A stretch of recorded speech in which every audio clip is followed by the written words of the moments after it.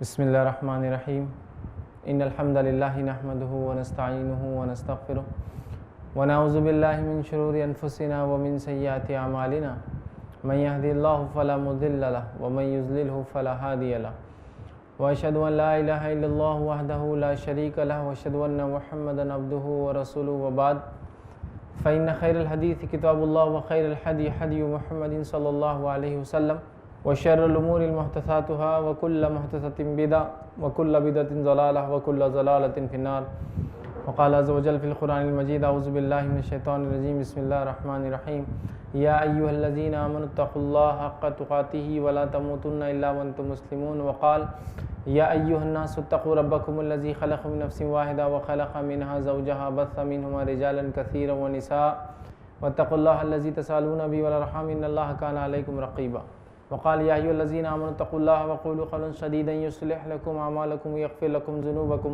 ومن يطع الله ورسوله فقد فاز فوزا عظيما اللهم صل على محمد وعلى آل محمد كما صليت على إبراهيم وعلى آل إبراهيم إنك حميد مجيد اللهم بارك على محمد وعلى آل محمد كما باركت على إبراهيم وعلى آل إبراهيم إنك حميد مجيد رب اشرح لي صدري ويسر لي أمري واحلل عقدة من لساني يفقهوا قولي أما بعد تمام تعریفیں اس اللہ عز و جل کے لیے لائق و زیبا ہے جو تمام جہانوں کا بنانے والا اور اسے پالنے والا ہے، اور درود و سلام اس کے آخری نبی محمد صلی اللہ علیہ وسلم پر۔ الحمدللہ ہم تمام یہیں ہفتے واری درس قرآن کے لیے جمع ہوئے ہیں۔ انشاءاللہ عزیز اس مختصر سے وقت میں آپ تمام کے سامنے ایک بہت ہی اہم عنوان پر روشنی ڈالنے کی کوشش کروں گا، اور آج کا انشاءاللہ عزیز میرا عنوان ہوگا مظلوم کی بد دعا سے بچو۔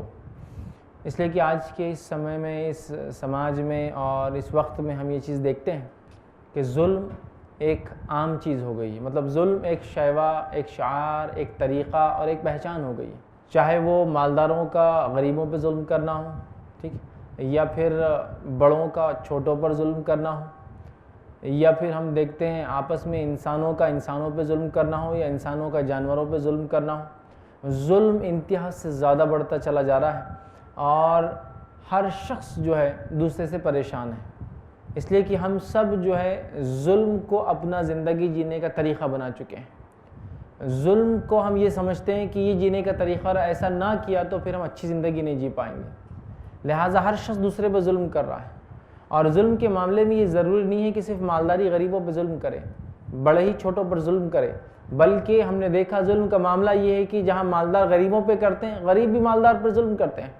اس لیے کہ ظلم صرف طاقت سے، ظلم صرف پیسے اور مال سے نہیں ہوتا ہے، ظلم یہ بھی ہے کہ کوئی شخص کسی کی عزت اتار دے۔ تو ظاہر سی بات اس کے لیے امیر اور غریب کی تو کوئی تمیز ہی نہیں، کوئی غریب انسان کسی امیر کی عزت اتار دے جھوٹ بول کر کہ یہ آدمی چوری کر کے کماتا ہے، یہ بھی ظلم ہے۔ اس پہ بہتان لگا دے، الزام لگا دے کہ فلاں نے فلاں کا چیز کھا کر بیٹھا اس لیے آج اتنا مالدار ہے، تو یہ بھی تو ظلم ہے۔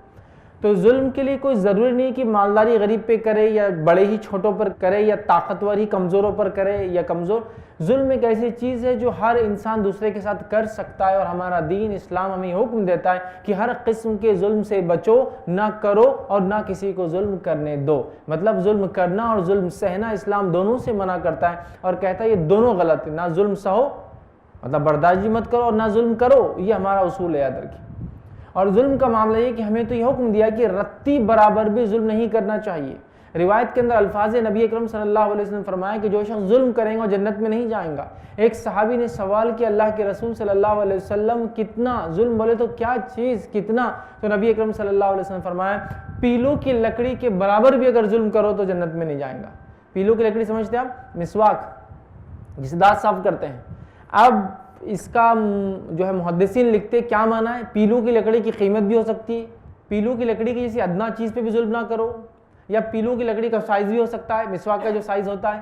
مطلب ظلم رتی برابر بھی نہیں کرنا ہے، چاہے کسی بھی قسم کا، اسے معمولی نہیں سمجھنا چاہیے، یاد رکھیے۔ تو حدیث میں جب کہا کہ ظلم کرنے والا جنت میں نہیں جائے گا، سوال ہوا کہ کتنا، تو کہا پیلو کی لکڑی کے برابر، مسواک کے برابر بھی ظلم کرنے والا جنت میں نہیں جائے گا۔ چاہے قیمت مراد لے لیجیے مسواک کی، یا اس کا سائز مراد لے لیجیے، یا اس کی جس کو کہیں ادنا پن، مطلب اگر آپ ظالمانہ طور سے وہ بھی لے لیں گے تو اللہ پوچھ کریں گا اور جہنم ہو سکتا مل جائے اور جنت سے محروم ہو جائے۔ تو ظلم وہ اندھیرا ہے، یاد رکھیے، وہ چیز ہے جو آخرت میں ظلمات اندھیروں کی وجہ بننے والا ہے۔ ظالم جو ہے دنیا کے اندر بھی جو ہے ایک بری زندگی جیتا ہے اور اس کو اللہ اس کا بدلہ دیتا ہے، اور آخرت میں تو اس کے لیے جہنمی اس کا ٹھکانہ یاد رکھیے۔ تو جو دین اور جو اسلام ظلم کو اتنا سخت منع کرتا ہے، یہ کیسے ہو سکتا ہے کہ ایک مسلمان ظالم ہو جائے؟ میں یہ نہیں کہہ رہا ہوں مسلمان ظالم ہے، میں یہ کہہ رہا ہوں مسلمان ظالم نہیں ہو سکتا ہے یا نہیں ہونا چاہیے، ٹھیک ہے؟ اور ظلم ہر قوم، ہر سماج میں ہم دیکھتے پایا جاتا ہے، چاہے بادشاہ اور سلاطین کا رعایا پہ ظلم، چاہے گھر کے ذمہ دار کا ان کے ماتحت پر ظلم، یا سماج کے طاقتور کا کمزوروں پر ظلم، یا مالداروں کا اپنے مال کے ذریعے غریبوں پر ظلم، یا انسانوں کا جانوروں پر ظلم، یا انسانوں کا آپس میں ایک دوسرے پر ظلم، یا انسانوں کا سٹیٹس کے مطابق یہ باس ہے اور یہ اس کا سبارڈینیٹ ہے تو ان کا آپس میں ظلم، تو گویا شوہر کا بیوی پہ ظلم، یا ساس کا بہو پہ ظلم، یا بہو کا ساس پہ ظلم، یا رشتہ داروں کا رشتہ داروں پہ ظلم، طاقتور جماعت کا کمزور جماعت پہ ظلم۔ تو بہرحال ہر قسم کا ظلم اسلام میں حرام ہے، یہ بات ہم ذہن میں بٹھا لے، یاد رکھیے۔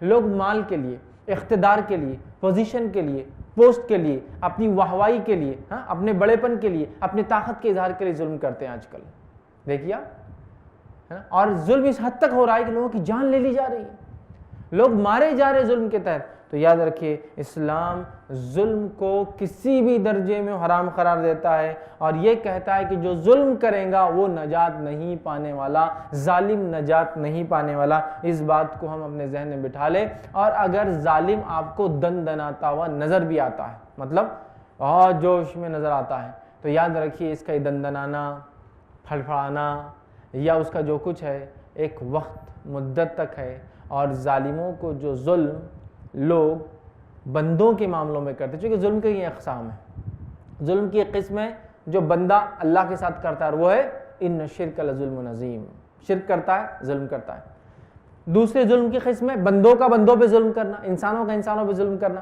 یہ بھی حرام ہے، یہ بھی ایک قسم ہے۔ تیسری ظلم کی قسم ہے انسان کا اپنے نفس پہ ظلم کر لینا، ہے نا، جیسے خودکشی کر لے رہا ہے، اپنے نفس پہ ظلم کر رہا ہے، سمجھا؟ تو تین قسم ہوتی ہے ظلموں کی۔ تو جو بندوں کا جو معاملہ ہوتا ہے ظلم میں، یاد رکھیے اللہ کا معاملہ تو اللہ جو اگر شرک کیا تو پھر تو معاف ہونے والا نہیں ہے، اور جو بندوں کا معاملہ ہوتا ہے تو بندوں کی معاملے کی سزا دنیا میں بھی اللہ دیتا ہے، چونکہ اللہ کا معاملہ تو اللہ آخرت میں طے کریں گے، دنیا میں بھی ملتی ہے سزا ایسے لوگوں کو، یاد رکھے جو ظلم کرتے ہیں، اور یہ بات دنیا اس کی گواہ دیتی ہے کہ بھائی اس نے اتنا ظلم کیا، اور اس کی سزا عبرتناک انجام اس کی موت کی شکل میں، اس کی اولاد کا برا ہونے کی شکل میں، مختلف بیماریوں ملوث ہونے کی شکل میں، یا مختلف پریشانیوں میں سدا پھنسے رہنے کی شکل میں ظلم لوگوں نے کیا، اور ہم نے دیکھا سدا پھنسا رہا ظلم کے اندر، سمجھ رہے ہیں؟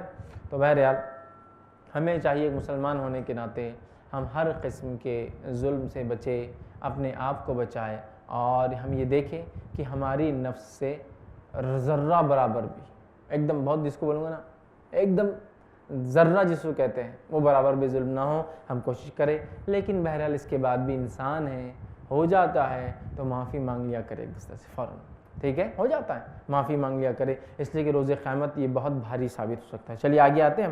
تو یاد رکھیے ظلم، یاد رکھیے اگر ظالم کرتا ہے تو یاد رکھیے مظلوم کا سہارا اللہ ہے۔ اگر ظالم ظلم کرتا ہے اپنی طاقت، پیسے کے بلبوتے پر یا اپنی شہرت کے بلبوتے پر، تو ایک مظلوم کا سہارا رب ہے، جو سارے جو کائنات کا مالک ہے، وہ مظلوم کا سہارا ہے۔ یہ بات ہمیشہ ہمیں ذہن میں رکھنی چاہیے۔ اور جو لوگ ظلم کرتے ہیں وہ یہ نہ سمجھے کہ ظلم کر کے وہ بچ گئے، ہو سکتا دنیا میں سزا نہ ملے لیکن آخرت میں ظالموں کو بڑی سخت سزا ہے۔ اللہ تعالیٰ قرآن میں فرماتا ہے اور یوں کہتا ہے، سورہ ابراہیم سورہ نمبر 14 آیت نمبر 42 اور 43 میں اللہ نے فرمایا کہا وَلَا تَحْسَبَنَّ اللَّهَ غَافِلًا عَمَّا يَعْمَلُ الظَّالِمُونَ انما یوخرہم لیوم تشخص فیہ الابصار۔ اللہ فرماتا اور کہتا سنیے، اور ہرگز مت خیال کرو کہ اللہ اس سے بے خبر ہے جو ظالم لوگ کر رہے ہیں۔ ہرگز یہ مت سمجھو کہ اللہ اس سے بے خبر ہے، اللہ خبر نہیں رکھتا ان لوگوں کے بارے میں جو ظالم لوگ کر رہے ہیں۔ آگے اللہ فرماتا ہے وہ ان کو اس دن کے لیے ڈھیل دے رہا ہے جس دن آنکھیں پتھرا جائیں گی۔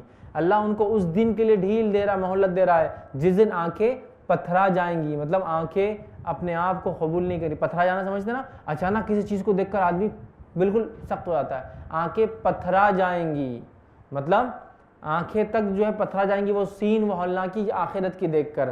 تو اللہ فرماتا ہے وہ ان کو اس دن کے لیے ڈھیل دیتا ہے جس دن آنکھیں پتھرا جائیں گی اور وہ سر اٹھائے بھاگ رہے ہوں گے، ان کی نظریں ان کی طرف سے ہٹ نہ آئیں گی، جو ہے ان کی طرف ہٹ نہ آئیں گی اور ان کے دل بدحواس ہوں گے، مطلب ان کی نظریں ان کی طرف نہیں آئیں گی اور وہ اس دن بدحواس ہوں گے، تو اللہ ظالم کو قیامت کے دن تک ڈھیل دیتا ہے، لیکن اللہ مظلوم کا سہارا بھی ہے اور دنیا میں بھی ظالم کو بتاتا ہے۔ جیسے کہ فرعون نے ظلم کیا، ہم نے اس کا انجام دیکھا، اور ظالموں کے انجام سے تو دنیا واقف ہے، دنیا میں ہم نے دیکھا، اور کچھ ظالم تو مثال بن گئے اپنے آپ میں کہ اللہ نے ان کو ایسا عبرت کا نمونہ بنا دیا، یاد رکھیں۔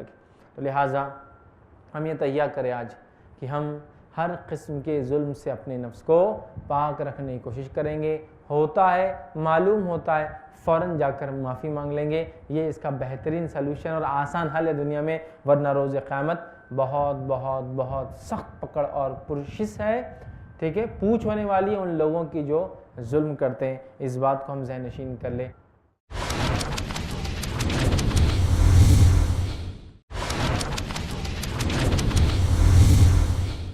اب آئیے، ظلم کسے کہتے ہیں، اس کا ڈیفینیشن کیا ہے میں آپ کے سامنے رکھتا ہوں، ظلم کسے کہتے ہیں، اس کی تعریف کیا ہے، ٹھیک ہے۔ سب سے پہلی چیز تو اسلام ہر قسم کے ظلم سے ہمیں منع کرتا ہے، اور ظلم کیا ہے؟ ظلم یہ ہے کہ ہم حق والے کو اس کا حق ادا کریں، مطلب اسلام میں حکم دیتا ہے کہ ہم حق والے کو اس کا حق ادا کریں، کسی کے حق پر ناجائز قبضہ کر لینا یہ ظلم کہلاتا ہے، کسی کے حق پر ناجائز قبضہ کر لینا یہ ظلم کہلاتا ہے، مطلب کسی کا حق پر آپ ناجائز قبضہ کر رہے ہیں، کیا ہے؟ ظلم ہے۔ پوزیشن اس کو ملنا چاہیے لیکن میں نے رشوت دے کے لے لیا، یہ میں نے اس پہ کیا کیا؟ ظلم کیا۔ وہ یہاں بیٹھنا چاہیے تھا لیکن میں نے اس کی کرسی ہڑپ لی، یہ کیا کیا؟ ظلم کیا۔ یہ زمین اس کی تھی لیکن میں نے اس سے لے لیا، یہ کیا کیا؟ میں نے اس پر ظلم کیا۔ وہ عزت والا انسان تھا پھر بھی میں نے اس کے بارے میں جھوٹ بولا تاکہ اس پہ تہمت لگ کے بے عزت ہو، یہ میں نے کیا کیا؟ ظلم کیا۔ سمجھ رہا؟ تو ظلم کیا ہے؟ کسی کا حق ادا نہیں کرنا اور اس کا حق مار لینا، یہ ظلم کہلاتا ہے۔ کرنے والا ظالم کہلاتا ہے، جس پر کیا گیا وہ مظلوم ہوتا ہے۔ تو جس کا حق لیا گیا وہ مظلوم، جس نے حق لیا وہ ظالم ہوتا ہے، یاد رکھیے۔ تو اسلام ہمیں ہر طرح کے ظلم سے منع کرتا ہے۔ کچھ ایسے ظلم جو ہمارے سماج میں بڑے رائج ہیں، ان میں سے ایک ہے جس شخص کی عزت کے خلاف جو ہے ناجائز، جس کو ہم کہیں گے، باتیں کی جائے۔ آج کل یہ ظلم بڑا عام ہے، کسی شخص کے خلاف ناجائز باتیں کرتے ہیں، اس کے خلاف جھوٹ بولتے ہیں، بہتان لگاتے ہیں، الزام تراشی کرتے ہیں، مختلف قسم کی باتیں کرتے ہیں، چونکہ اس کی عزت حسد کی بنیاد پہ ہمیں ہضم نہیں ہوتی ہے نا۔ تو یہ ظلم بھی بڑا عام ہے۔ اسی طرح ہم دیکھتے ہیں آج کے زمانے میں جو ہے دھوکے سے کسی کا مال کھا جانا مختلف شکلوں میں، یہ بھی ایک ظلم کی قسم ہے۔ چوری کے ذریعے، ڈاکے کے ذریعے، دھوکہ دینے کے ذریعے، ڈبا دینے کے ذریعے، جھوٹ بول کر لینے کے ذریعے، یہ بھی ظلم آج کل عام ہے۔ تیسرے قسم کا ظلم آج ہم دیکھتے ہیں کہ لوگوں کی زمین اور جائیداد کو ہڑپ لینا، دکان مکان کرائے سے لیا اور ہڑپ گئے، کسی کے پاس رہے اور سدا کے لیے وہاں بس گئے، ہے نا، جبکہ وہ آپ نے کرائے سے لیا تھا، یہ بھی ظلم ہے۔ اسی طرح ہم دیکھتے ہیں کسی کی عزت پر ناجائز جو ہے الزام لگانا، اس کو جسمانی تکلیف پہنچانا اور کبھی کبھار اس کا قتل کر دینا، یہ بھی ظلم کی قسم ہے، جو کہ یہ بھی عام ہوتا چلا جا رہا ہے۔ تو آج ہم دیکھتے ہیں بہرحال ہمہ اقسام کے ظلم ہمارے سماج میں دیکھے جاتے ہیں، مسلم ہو یا غیر مسلم سماج ہو۔ اچھا، اسلام ظلم کے خلاف ہے تو یہ نہیں کہ صرف مسلمانوں کو آپس میں، اسلام تو مسلم اور غیر مسلم، نہ مسلمان غیر مسلم پہ کرے نہ غیر مسلم، مطلب ہر قسم کے ظلم کے خلاف ہے، یہ بات آپ یاد رکھ لیجیے، یہاں تک کہ جانوروں کے خلاف ظلم کے خلاف ہے اسلام، ٹھیک ہے۔ تو کسی بھی قسم کا ظلم یاد رکھیے، اس میں مخصوص نہیں، ظلم ظلم ہے، یہاں تفریق نہیں کہ غیر مسلم کے ساتھ کیے گئے تو الگ ہے، مسلمان کا الگ، نہیں، ظلم ظلم ہے، اور اللہ مظلوم کی دعا کو سنتا ہے، جس کو اردو زبان میں کہتے ہیں بد دعا، بری دعا، ٹھیک ہے۔ دعا مطلب سننا، اللہ نے آواز کو سنا تو اچھی اور بری دونوں ہوتی ہے، لیکن اردو میں دعا اور بد دعا الگ الگ الفاظ ہوتے ہیں، ٹھیک ہے۔ تو بہرحال بد دعا، تو اللہ تعالیٰ مظلوم کی بد دعا کو یاد رکھ لیجیے، سن لیتا ہے۔ تو مظلوم کو چونکہ اس پہ ظلم ہوتا ہے، اسلام نے خصوصی اجازت بھی دی۔ عام حالت میں آپ کسی کے پیٹھ پیچھے وہ بات نہیں کہہ سکتے کہ جس کے سامنے کہی جاتے اسے برا لگے، اسے کہتے ہیں غیبت، لیکن مظلوم کو یہ حق دیا گیا کہ مظلوم انسان اپنے ظلم کا اظہار حاکم کے سامنے یا لوگوں کے سامنے کر سکتا ہے۔ اسلام نے اس طرح سے بھی مظلوم کی مدد کی ہے، سمجھ رہا، یہ اجازت دی۔ آئیے اللہ فرماتا سورہ نساء سورہ نمبر 4 آیت نمبر 148 148 میں، اور کہتا ہے لا يحب اللہ الجہر بالسوء من القول الا من ظلم وکان اللہ سمیعا علیما۔ اللہ فرماتا اور کہتا ہے کہ اللہ تعالیٰ برائی کے ساتھ آواز بلند کرنے کو پسند نہیں کرتا، اللہ تعالیٰ برائی کے ساتھ آواز بلند کرنے کو پسند نہیں کرتا، سوائے اس پر جس پہ ظلم ہوا ہو۔ مطلب مظلوم کو یہ اجازت ہے کہ اگر اس پر ظلم ہو تو وہ آواز اٹھائے ظالم کے خلاف، اس کے علاوہ آواز کو بلند کرنا کسی کے خلاف اللہ پسند نہیں کرتا۔ تو اللہ فرماتا ہے اللہ تعالیٰ برائی کے ساتھ آواز بلند کرنا پسند نہیں کرتا مگر جس پر ظلم کیا گیا ہو، اور اللہ ہمیشہ سے سب کچھ سننے والا اور سب کچھ جاننے والا ہے، تو اللہ سننے والا اور جاننے والا ہے، تو جس پر ظلم ہوا اس کو خصوصی اجازت ہے کہ وہ اپنے ظلم کی داستان حاکم کو اور لوگوں کو بتا سکتا ہے چونکہ اس پر ظلم ہو رہا ہے، لیکن اس کے علاوہ اجازت نہیں ہے۔ جیسے آئیے واقعہ، نبی اکرم صلی اللہ علیہ وسلم کے پاس صحابہ اور صحابیات آئے اور لوگوں نے جو ان پر ظلم کیا وہ بتایا گیا۔ خلفائے راشدین جو حاکم اور جو ہے ذمہ دار ہوا کرتے، لوگ ان کے پاس آتے اپنے ظلم کی داستان بتاتے، ٹھیک۔ اسی طرح لوگوں کے سامنے بھی ظلم کے بارے میں بتایا جاتا تاکہ ان کے ظلم سے اپنے نفس کو بچایا جا سکے۔ ایک مشہور واقعہ ہے، نبی اکرم صلی اللہ علیہ وسلم کے پاس ایک صحابی آئے، کہا میرا پڑوسی مجھے بڑا تکلیف دیتا ہے، کیا کروں؟ تو کہا برداشت کر۔ پھر آئے، کہا بڑا تکلیف دیتا ہے، کیا کروں؟ کہا برداشت کر۔ پھر آئے، کہا بڑا تکلیف دیتا ہے، کہا برداشت کر۔ اس کے بعد آپ صلی اللہ علیہ وسلم نے کہا تجھے اجازت ہے اب جا کر جو کرنا ہے کر، کیونکہ وہ بہت زیادہ ظلم ہو گیا تھا۔ کہا مجھ سے برداشت نہیں ہوتا، اجازت دی گئی۔ وہ آدمی گھر گئے، مطلب وہ صحابی گھر گئے، اپنے گھر کا سامان لیا اور راستے پہ ڈال دیا۔ اب لوگ آ رہے یہ کیا ہے؟ بولتا دیکھو میرا پڑوسی میرے پہ اتنا ظلم کرتا ہے اس لیے میں نے سامان باہر ڈالا، میرا پڑوسی مجھ پہ اتنا ظلم کرتا۔ لوگ جاتے پڑوسی کے پاس بولتے رہے کیسا گھٹیا آدمی ہے تو ظلم کرتا ہے۔ پھر وہ تھوڑی دیر بعد آیا، کہا میں معافی چاہتا ہوں، اب میں ظلم نہیں کروں گا۔ تو مجبوری کی کیفیت میں آپ بتا سکتے ہیں، عام حالت میں کسی کے خلاف بات کرنے کی اجازت نہیں ہے، تو ظالم کو اللہ نے اسپیشل پروویژن دیا کہ وہ بتا سکتا ہے۔ اور یاد رکھیے مظلوم کی مدد کرنا ہم پر واجب ہے، ضروری ہے، حسب طاقت اور استطاعت، جتنی طاقت اور جتنی استطاعت ہے مجھے اور آپ کو چاہیے کہ ہم مدد کریں کس کی؟ مظلوم کی۔ کیسے مدد کریں؟ ظالم کو ظلم سے روک کر، یا وہ نہیں ہو سکتا تو مظلوم کی مدد کر کے، یا وہ نہیں ہو سکتا تو کم از کم دعا کی شکل میں کہ اللہ ہماری دعاؤں کو اس مظلوم کے حق میں قبول کر، یا اللہ ظالم کو اس کے ظلم سے ہماری دعاؤں کی وجہ سے روک دے، کچھ نہ کچھ ہو سکتا ہے۔ سمجھ رہے ہیں؟ تو کم از کم جو طاقت اور استطاعت ہے ہاتھ سے روکتے ہیں روکو، ہاتھ سے ظالم کو نہیں روک سکتے تو مظلوم کی مدد کرو، مظلوم کی مدد نہیں کر سکتے تو کم از کم دعا کرو مظلوم کے حق میں، اور ظالم کے خلاف دعا کرو، مظلوم کے حق میں دعا کرو، یہ ہمیں کرنا چاہیے، یاد رکھیے۔ اور قرآن ہمیں حکم دیتا ہے، نبی اکرم صلی اللہ علیہ وسلم کی سیرت ہم دیکھیں، مکمل ظلم کے خلاف ہے۔ اسلام چونکہ ظلم کے خلاف ہے، آپ صلی اللہ علیہ وسلم بھیجے گئے تھے ہر قسم کے ظلم کو مٹانے کے لیے دنیا میں۔ آئیے نبی اکرم صلی اللہ علیہ وسلم دیکھیے کیا فرماتے ہیں کہ مظلوم کی مدد کرنے کے تعلق سے بات آتی ہے، وہ یہ ہے کہ نبی اکرم صلی اللہ علیہ وسلم ایک مرتبہ صحابہ کو دیکھا اور راستے پر بیٹھے تھے۔ جب راستے پر بیٹھے تھے تو آپ صلی اللہ علیہ وسلم ان کے پاس گئے اور کہا راستوں پہ نہ بیٹھو، تو کہا اس کے علاوہ ہم مجبور ہیں، مطلب راستہ نہیں پاتے، یہی ہمارے لیے جو ہے طریقہ ہے بات کرنے کا، ملنے کا۔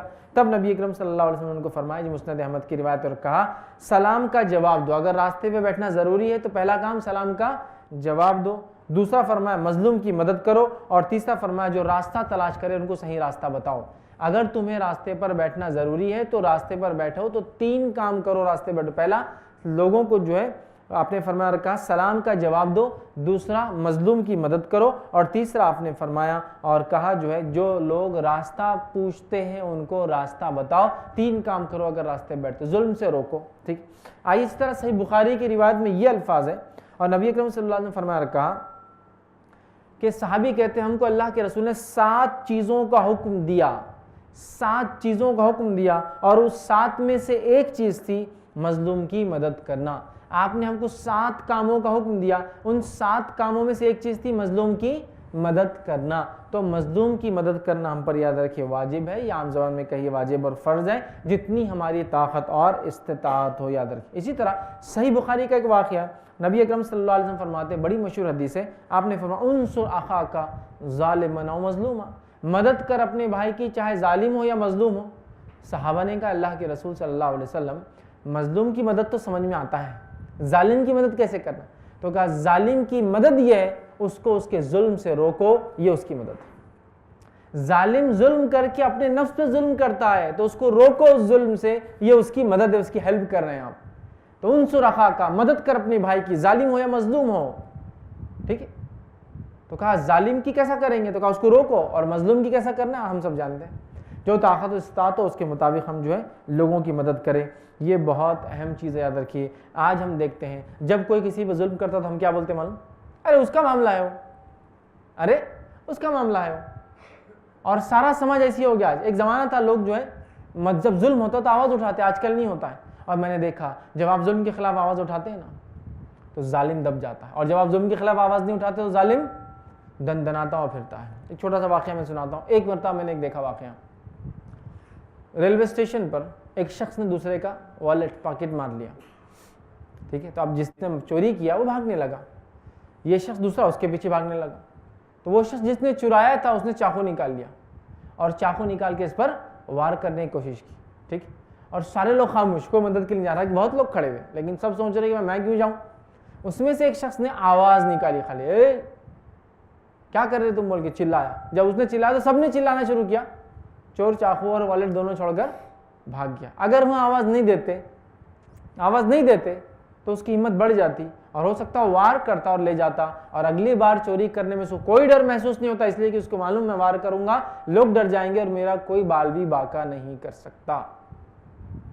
لیکن ایک آدمی کی آواز, دو نے, تین نے آواز دی اور ظلم سے وہ آدمی کا ہاتھ رک گیا. تو میں یہ چاہ رہا ہوں کہ ظلم کے خلاف آواز اٹھائیے, ظلم کو خاموشی سے برداشت مت کیجیے. جیسا بیماری کو چھپانے سے بولتے بڑھ جاتی ہے, ظالم کو چھوڑنے سے ظلم بھی بڑھ جاتا ہے. اور آج یہی ہے, میری دکان تھوڑی اس نے چرایا, میری زمین بھی تھوڑی قبضہ کیا, میرے بیٹی کو کسی نے ہاتھ تھوڑی اٹھایا, ہمارے گھر پہ کسی نے ظلم تھوڑی کیا, ہمارے ساتھ تھوڑی یہ مسئلہ ہوا تھا, ہم کیوں اٹھائیں گے. ارے جتنی طاقت ہے اتنا تو کم از کم بولو کہ ہاں غلط ہو رہا ہے یار, یہ نہیں ہونا چاہیے. کم از کم ایسے لوگوں کو بولو یار تمہارے پاس طاقت ہے, تم ذرا سمجھاؤ اس آدمی کو. کچھ نہ کچھ کرنا چاہیے ظلم کے خلاف, یہ بہت زیادہ ضروری ہے. اور ظلم اتنی خطرناک چیز ہے, ظلم اتنی خطرناک چیز ہے کہ نبی اکرم صلی اللہ علیہ وسلم جو دنیا سے ہر قسم کے ظلم کو مٹانے آئے تھے, ہر ظالم کے آپ خلاف تھے, ہر مظلوم کا آپ سہارا تھے, آپ صلی اللہ علیہ وسلم نے کبھی ظلم نہیں کیا. لیکن ظلم اتنی خطرناک چیز ہے کہ نبی اکرم صلی اللہ علیہ وسلم جو رحمت للعالمین ہے, آپ بھی ظلم کرنے سے پناہ مانگتے تھے اور مظلوم کی بددعا سے پناہ مانگتے تھے. مطلب مظلوم کی بددعا اور آہ وہ چیز ہے جس پر ظلم کیا جاتا ہے کہ وہ سیدھا عرش والے تک پہنچ جاتی ہے. تو رسول اکرم صلی اللہ علیہ وسلم خود ظلم نہیں کیا کبھی زندگی میں آپ نے, لیکن اس کے بعد بھی آپ مظلوم کی بددعا سے پناہ مانگتے تھے. تو جو لوگ ظلم کر رہے ہیں کسی پر, غور کرے اس بات پر کہ نبی رحمت جو سارے عالم کے لیے رحمت تھے, جنہوں نے کبھی کسی پہ ظلم نہیں کیا, وہ مظلوم کی بددعا سے پناہ مانگتے تھے. تو مظلوم کی بددعا کتنی خطرناک چیز ہے. پھر مظلوم مالدار بھی ہو سکتا ہے, مظلوم طاقتور بھی ہو سکتا ہے, صرف ظالم نہیں, مظلوم بھی ہو سکتا ہے. کیسے؟ ایک مالدار انسان پر آپ نے الزام لگا دیا کہ یہ زانی ہے, وہ بیچارہ مظلوم ہو گیا نا, حالانکہ مالدار ہے. ایک طاقتور انسان ہے لیکن اس نے طاقت کا غلط استعمال نہیں کیا, آپ نے اس پہ الزام ڈال دیا, اپنے طاقت کے زور پہ فلاں کما لیتا ہے, ایکسٹورشن کرتا ہے, مافیا چلاتا ہے, آپ نے الزام لگا دیا, ظلم ہے یہ بھی. تو ظلم کوئی بھی کسی پہ کر سکتا ہے, لیکن جس پر ظلم ہوتا ہے اس کو اللہ کا خاص سپورٹ ہوتا ہے اور اس کی دعا اللہ سیدھے سن لیتا ہے. تو نبی رحمت بھی مظلوم کی بددعا سے پناہ مانگتے تھے. تو ظالموں ذرا غور کرو کہ کیسے ہم بچ پائیں گے. جب نبی رحمت پناہ مانگتے تھے تو جو لوگ ظلم کرے بہت سوچنا چاہیے.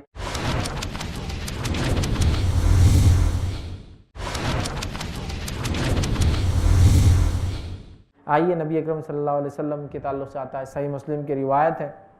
حدیث کے الفاظ اس طرح سے, رسول اللہ صلی اللہ علیہ وسلم کچھ دعائیں مانگتے تھے. اس دعا میں سے ایک دعا یہ تھی کہ سفر کرتے تو سفر کی مشقتوں سے, جب سفر کرتے دعا کرتے, اے اللہ مجھے سفر کی مشقتوں سے بچا, ٹھیک ہے, اور غمگین ہو کر لوٹنے اور بھلائی کے بعد برائی کی طرف لوٹنے اور مظلوم کی بددعا سے اور مال اور عیال میں برائی دیکھنے سے پناہ مانگا کرتے. جب نبی اکرم صلی اللہ علیہ وسلم سفر کرتے تو پناہ مانگتے, کیا کیا پناہ مانگتے؟ سفر کی مشقتوں سے, سفر میں جانے کے بعد غمگین ہو کر لوٹنے سے, اور پناہ مانگتے جو ہے مظلوم کی بددعا سے, اور پناہ مانگتے تھے اپنے اہل و عیال میں برائی کو دیکھنے سے. آدمی جب گھر سے چلا جاتا تو یہ سب چیزیں ہو سکتی ہے, گھر سے باہر گیا, کسی پہ ظلم ہو گیا, گھر سے باہر چلا گیا, بیوی بچے خراب ہو گئے, ہوتا ہے نا, بگڑ گئے, برائی آ گئے, تو آپ پناہ مانگتے تھے. ان پناہ مانگنے والی چیزوں میں ایک ہے مظلوم کی بددعا سے. جب نبی جو ہے پناہ مانگتے ہیں تو پھر دوسروں کا کیا اندازہ لگائیے, دوسروں کا کیا. تو آپ صلی اللہ علیہ وسلم پناہ مانگا کرتے تھے اور خود پناہ مانگتے تھے مظلوم کی بددعا سے, اور ساتھ ہی ساتھ صحابہ کو حکم دیتے کہ مظلوم کی بددعا سے بچنا, مطلب ظلم مت کرنا. مظلوم کی بددعا سے بچنا بولے تو یہ نہیں کہ آپ ظلم کریں اور اس کا منہ بند کر دے کہ بددعا مت دے, مطلب ظلم کرنے سے بچنا. واقعہ یوں ہے کہ معاذ بن جبل رضی اللہ عنہ جب اللہ کے رسول صلی اللہ علیہ وسلم یمن کی طرف بھیجا ذمہ دار بنا کر، جب یمن کی طرف بھیجا تو تب آپ نے ان کو کئی نصیحتوں کے بعد یہ نصیحت کی جس کو سنن اربعہ میں آپ دیکھ سکتے ہیں، مطلب جامع ترمذی، سنن ابو داؤد، سنن نسائی جو ہے، ٹھیک ہے، سنن ابن ماجہ میں یہ روایت آتی ہے سنن اربعہ میں، کہ نبی اکرم صلی اللہ علیہ وسلم نے کئی وصیت کی اور آخری میں کیا کیا سنی، آپ نے فرمایا اتقی دعوت المظلوم فانها لیس بینها وبین اللہ حجاب، مظلوم کی بد دعا سے بچنا معاذ، اس لیے کہ آپ فرما رہے کیونکہ اس کی بد دعا اور اللہ کے درمیان کوئی پردہ نہیں ہوتا ہے۔ اے معاذ، ساری نصیحتوں کو فرما رہے اے معاذ مظلوم کی بد دعا سے بچنا، کیونکہ اس کے اور اللہ کے بیچ میں کوئی حجاب اور پردہ نہیں ہوتا، مطلب یہ بد دعا سیدھا رب کے پاس حاضر ہو جاتی ہے، تو لہٰذا ہم ظلم کرنے سے بچے، اس لیے کہ مظلوم کی ہائے، اس کی آہ، اس کی بد دعا سیدھے رب سنتا ہے، ویسے رب سب کی سنتا ہے لیکن مظلوم کو اسپیشل پریویلیج ہے، سمجھ رہے آپ؟ تو ظلم کرنے سے ہم بچے، چونکہ اس کی بد دعا ہماری زندگی اور آخرت برباد کر سکتی ہے، یاد رکھیے۔ اور مظلوم صرف مسلم نہیں، غیر مسلم بھی ہو سکتا ہے، یہ بات بھی ہمیشہ اپنے ذہن میں رکھنا چاہیے، یاد رکھیے، ٹھیک ہے۔ آئیے آگے بڑھتے ہیں۔ اور نبی اکرم صلی اللہ علیہ وسلم نے امت کو بھی ظلم سے بچنے اور خاص طور سے مظلوم کی بد دعا سے بچنے کا حکم دیا۔ مظلوم کی بد دعا سے بچنا مطلب ظلم سے بچنا، امت کو بھی اس چیز کا حکم دیا۔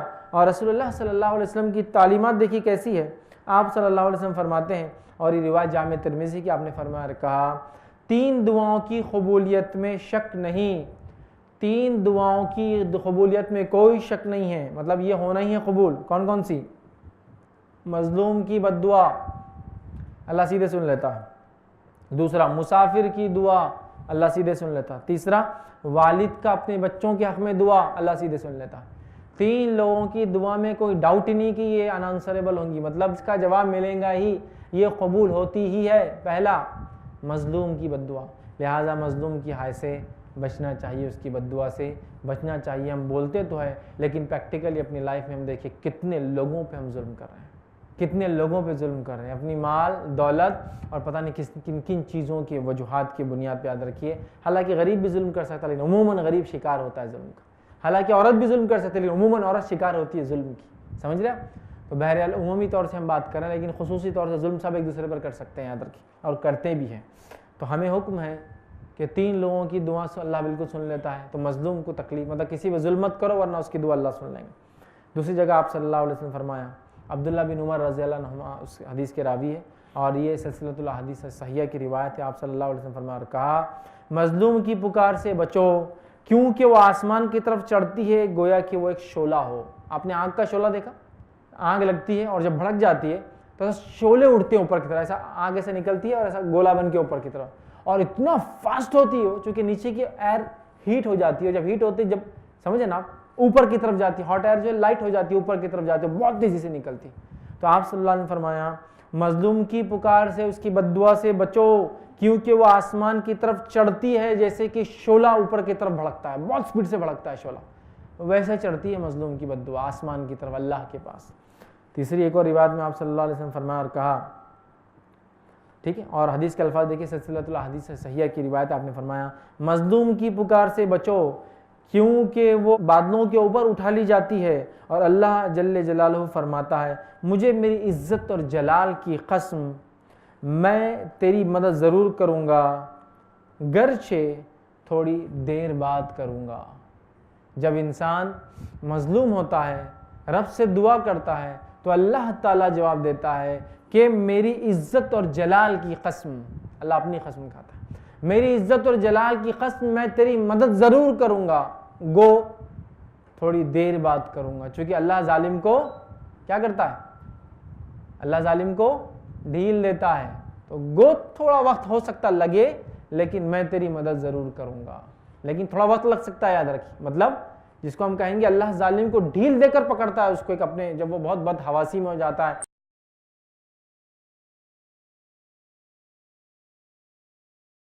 کہ مظلوم کی پکار سے بچو کیونکہ وہ بادلوں کے اوپر اٹھا لی جاتی ہے، اور اللہ تعالیٰ فرماتا ہے اور کیا کہتا ہے مجھے میری عزت اور جلال کی قسم ہے میں تیری مدد ضرور کروں گا، گو تھوڑی دیر بعد ہی صحیح، دیر ہو سکتی ہے لیکن مدد ہونے والی ہے۔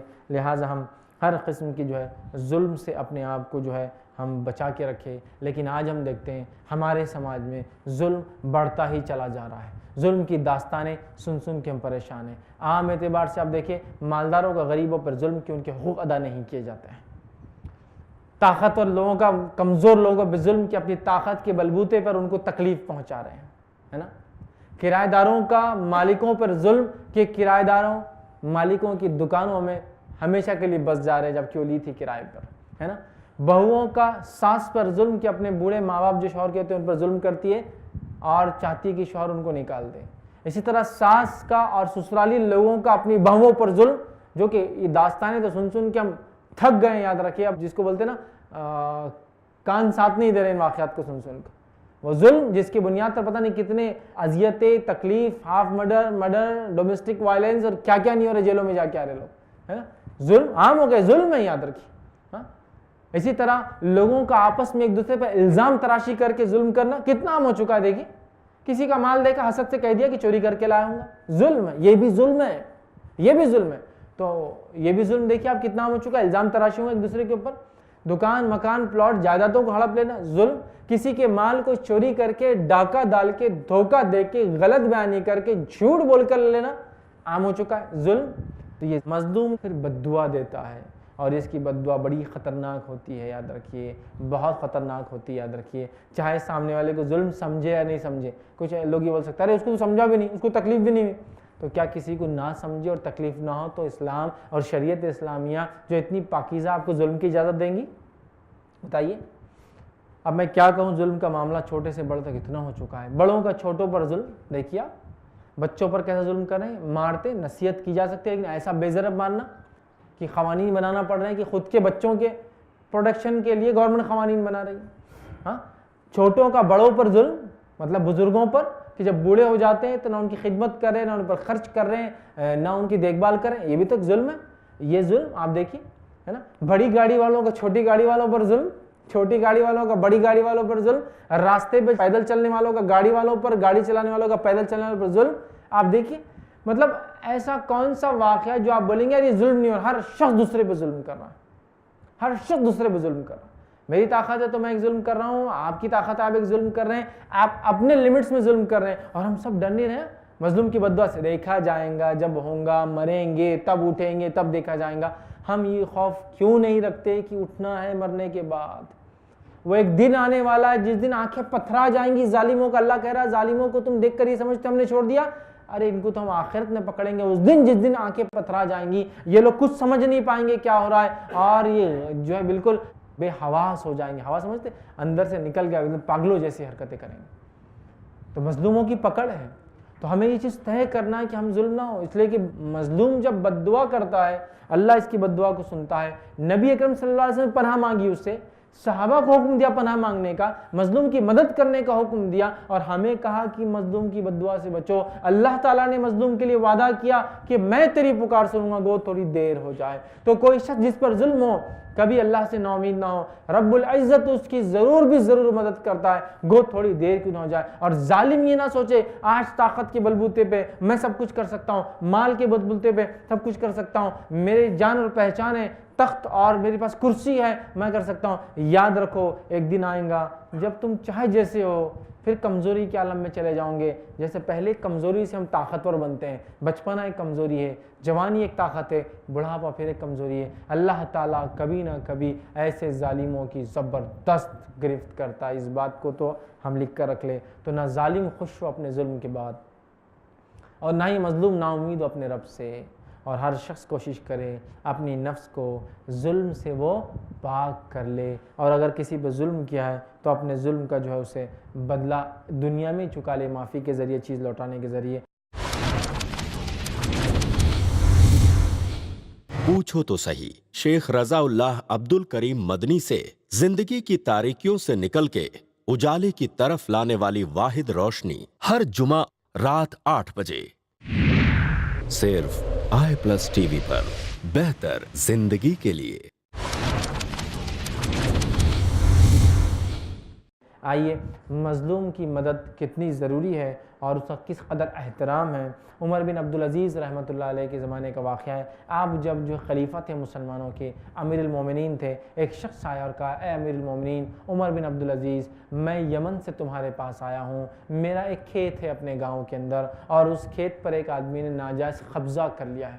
امیر المومنین عمر بن عبدالعزیز رحمۃ اللہ علیہ گھوڑے پر سوار تھے، گھوڑے سے اترتے ہیں، اتر کے اس آدمی کو بازو لیتے ہیں، بازو لے کے آرام سے بات کرتے ہیں اور بات کر کے پھر پوچھتے ہیں، کیا پوچھتے ہیں آپ؟ بات کر کے اس سے پوچھتے ہیں کیا معاملہ ہے، کون ہے وہ شخص، کیا ہوا، تفصیلات لیتے ہیں۔ ایک شخص کو بلاتے ہیں، کہتے ہیں اب اس کے ساتھ یمن جاؤ اور جا کر دیکھو اور اس کا فیصلہ کر دو، اس کا حق دلا دو۔ جب اس کو حق دلانے کا کہا تو اس سے سوال کیا آنے میں کتنا خرچ ہوا؟ کہا کہ 15 درہم خرچ ہوئے آنے میں۔ تو آنے کا خرچ اور جانے کا خرچ ملا کے 30 درہم اس کو دیے۔ کہا یہ پیسے بھی رکھو۔ ایک آدمی کو ساتھ دیا، کہا اس کے ساتھ انصاف کرو، اس پہ ظلم ہوا ہے۔ تو مظلوم کا احترام ہے، یاد رکھیے، مظلوم کا احترام بھی ہے کہ اس کے ساتھ اچھا سلوک کرنا ہے۔ ٹھیک ہے، ہمارے پاس کیا ہوتا ہے، کوئی مظلوم آپ کے پاس آ گیا، ہم بولتے ہیں جلدی سے دامن جھٹکو، آ کے اب روئیں گا دھوئیں گا اور ہم اس کے لیے کیا کر پائیں گے۔ تو ہمیں مظلوم کا احترام کرنا چاہیے، اس لیے کہ اس پر ظلم ہوا، یاد رکھیے۔ اور یہ سلف کے کئی واقعات ہیں، میں نے تو عمر بن عبدالعزیز رحمۃ اللہ علیہ کے زمانے کا ایک واقعہ آپ کے سامنے رکھا۔ اب آئیے مظلوم کی بد دعا کتنی خطرناک ہوتی ہے، چند واقعات آپ کے سامنے رکھتا ہوں، ایسے واقعات جو نمونہ بن گئے، یاد رکھیے کہ دنیا ان کو آج تک یاد کرتی ہے، ظالموں کے ساتھ اللہ نے کیا کیا۔ بہت سارے واقعات تو پچھلی قوموں کے آپ دیکھ سکتے ہیں، ظالم قوموں کے ساتھ اللہ نے کیا کیا، جنہوں نے اپنے نبیوں کو ناحق قتل کیا، ان پر الزام لگائے، ان پر بہتان جھوٹے الزام لگائے، ہے نا، ان کی بات کو نہیں مانا، یہ سب تو ہم جانتے ہیں۔ فرعون ایک مثال ہے ہمارے سامنے کی، جب اس نے ظلم کیا بنی اسرائیل پر، ان کو غلام بنا کر اپنے ملک میں رکھا اور ان سے جو ہے زیادتیاں کیا، اللہ تعالیٰ نے اس کو ڈبا دیا، اس کی قوم کو ڈبا دیا، اور اس کو ڈبانے کے بعد، مرنے کے بعد اس کے جسم کو اللہ نے حکم دے دیا جو پانی اور مٹی کو کہ اس کو محفوظ رکھو، اس کو کوئی وہ نہیں کرے گا، اور قیامت تک کے لیے اس کا جسم نمونہ رہے گا، لوگوں کے لیے نشانی بنا ہوا رہے گا۔ تو کیسی عبرت ہے نا، ظالم بادشاہ جو رعایا پہ ظلم کرتا تھا، کہ قیامت تک کے لیے اس کا جسم اللہ باقی رکھیں گا تاکہ آنے والے لوگ دیکھیں اللہ تعالیٰ ظالموں کے ساتھ کیا سلوک کرتا ہے، اللہ تعالیٰ ظالموں کے ساتھ کیا سلوک کرتا ہے۔ آئیے چند واقعات اور ہم دیکھتے ہیں۔ سعد بن ابی وقاص رضی اللہ عنہ، ان کا ایک بڑا مشہور معروف واقعہ ہے کہ ان پر ایک شخص نے الزام لگایا کہ سعد نماز صحیح نہیں پڑھاتے ہیں، جلدی جلدی پڑھا دیتے ہیں، صحیح نہیں پڑھاتے ہیں، اور دوسرا الزام یہ لگایا نماز کے بعد نماز نہیں پڑھاتے ایک تو صحیح، اور جو ہے انصاف نہیں کرتے لوگوں میں، ٹھیک، یہ الزام لگایا۔ عمر رضی اللہ عنہ نے سعد بن ابی وقاص رضی اللہ عنہ کو بلایا، کہا سعد کیا بات ہے، ایسے ایسے الزام ہے؟ تو کہا امیر المومنین میں تو ویسی ہی نماز پڑھاتا ہوں جیسا نبی اکرم صلی اللہ علیہ وسلم میں نے نماز پڑھاتے ہوئے دیکھا ہے، میں کیوں کروں گا اور میں لوگوں پہ کیوں ظلم کروں گا؟ تو اس کے بعد جو ہے عمر ابن خطاب رضی اللہ عنہ نے فرمایا میں تم سے یہی امید کرتا تھا۔ اب ایک آدمی کو ساتھ دیا اور کہا جاؤ کوفہ اور اس سے کہا کہ یہ وضاحت کر دو۔ وہ شخص چلا وہاں کوفہ، جانے کے بعد اس نے اعلان کیا اور کہا کہ امیر المومنین نے ان سے پوچھا سعد بن ابی وقاص سے، اور سعد نے جو ہے یہ بات بتا دی، اس طرح سے ایسا ایسا ہے، ٹھیک ہے، مطلب کہ وہ لوگ نماز برابر پڑھاتے ہیں جیسا نبی اکرم صلی اللہ علیہ وسلم کو دیکھا، وہ ظلم نہیں کرتے ہیں۔ ایک الزام یہ بھی تھا کہ یہ خود جنگ میں نہیں جاتے اور دوسروں کو بھیجتے ہیں۔ تو کہا ایسی بات نہیں، میں خود بیمار تھا جنگ میں، ہے نا، جنگ قادسیہ میں سعد بن ابی وقاص رضی اللہ عنہ بہت بیمار تھے۔ جنگ قادسیہ میں وہ پرسنلی نہیں تھے لیکن جنگ نہیں لڑی آپ نے، اس لیے کہ آپ بہت بیمار تھے اور اتنے زیادہ بیمار تھے کہ آپ بیٹھ نہیں سکتے تھے، تو آپ ایک سواری پر آپ کو سوار کیا گیا، ایک اونچے مقام پر پھر آپ کو بٹھا دیا گیا، وہاں آپ لیٹ گئے اور لیٹ کر انسٹرکشنز دیتے رہے پوری، لیکن پرسنلی نہیں انوالو ہو سکے۔ سمجھ لیجئے کسی کو ٹائیفائڈ ہوگا تو اب اتنے بخار اور اس میں آدمی جس میں گل جاتا ہے کیسے چلے گا، لیکن وہ گئے جنگ کے میدان میں، ایک ٹیلے پہ لیٹ گئے اور لیٹ کے حکم دیتے رہے لوگوں کو۔ تو الزام لگا دیا جنگ میں نہیں آتے، دوسروں کو بھیجتے، خود نہیں آتے ہیں، نماز میں جو گڑبڑ کرتے ہیں، انصاف نہیں کرتے۔ سعد بن ابی وقاص رضی اللہ عنہ اس آدمی کے ساتھ گئے، اس نے اعلان کیا کوفہ میں دیکھو امیر المومنین نے سعد سے بات کی اور سعد نماز ایسی پڑھاتے ہیں، وہ انصاف بھی کرتے ہیں، اور جنگ میں کیوں حصہ نہیں لیا اس کی وجہ یہ بتا دی گئی۔ لیکن اس کے بعد بھی وہ ایک آدمی آگے بڑھا اور بڑھ کر اس نے کہا کہ نہیں سعد ایسا ہی ہے، وہ نماز برابر نہیں پڑھاتا ہے، اور سعد بن ابی وقاص رضی اللہ عنہ کے تعلق سے جو ہے برا بھلا جو ہے باتیں جو ہے کہنے لگا۔ جب یہ صحیح بخاری کا واقعہ ہے، جب سعد بن ابی وقاص رضی اللہ عنہ نے یہ سنا کہ وہ مظلوم ہیں، انہوں نے ظلم نہیں کیا لوگوں پر اور یہ آدمی ان پر ظلم کرتا ہے، تو آپ نے بد دعا کی۔ اس لیے میں نے کہا نا مالدار اور غریب کا بھی فرق نہیں ہے۔ سعد بن وقاص ایک مالدار صحابی ہے لیکن ان پہ ظلم ہوتا ہے، ایک عام آدمی ان پہ الزام لگاتا ہے کہ وہ جھوٹ بولتے ہیں، مطلب انصاف نہیں کرتے، نماز برابر نہیں پڑھاتے ہیں، جنگ میں شامل نہیں ہوتے، آپ کو بہت برا لگا اور یہ صحابی رسول کنٹرول نہیں کر پائے ظلم کو، اور آپ مظلوم تھے، آپ نے بد دعا دے دی اس کو اور کہا اے اللہ اگر یہ تیرا بندہ جھوٹا ہے، اگر یہ تیرا بندہ جھوٹا ہے، ریاکاری اور دکھلاوے کے لیے کھڑا ہوا ہے، ریاکاری اور دکھلاوے کے لیے اگر کھڑا ہوا ہے تو اس کی عمر کو اور فقر کو لمبا کر دے، تو اس کی عمر کو بھی لمبا کر دے اور اس کی غریبی کو بڑھا دے، تو اس کی فقر کو، اس کی فقیری کو اور اس کو عمر کو لمبا کر دے اور اس کو فتنوں میں مبتلا کر دے اور اس کو فتنوں میں ڈال دے۔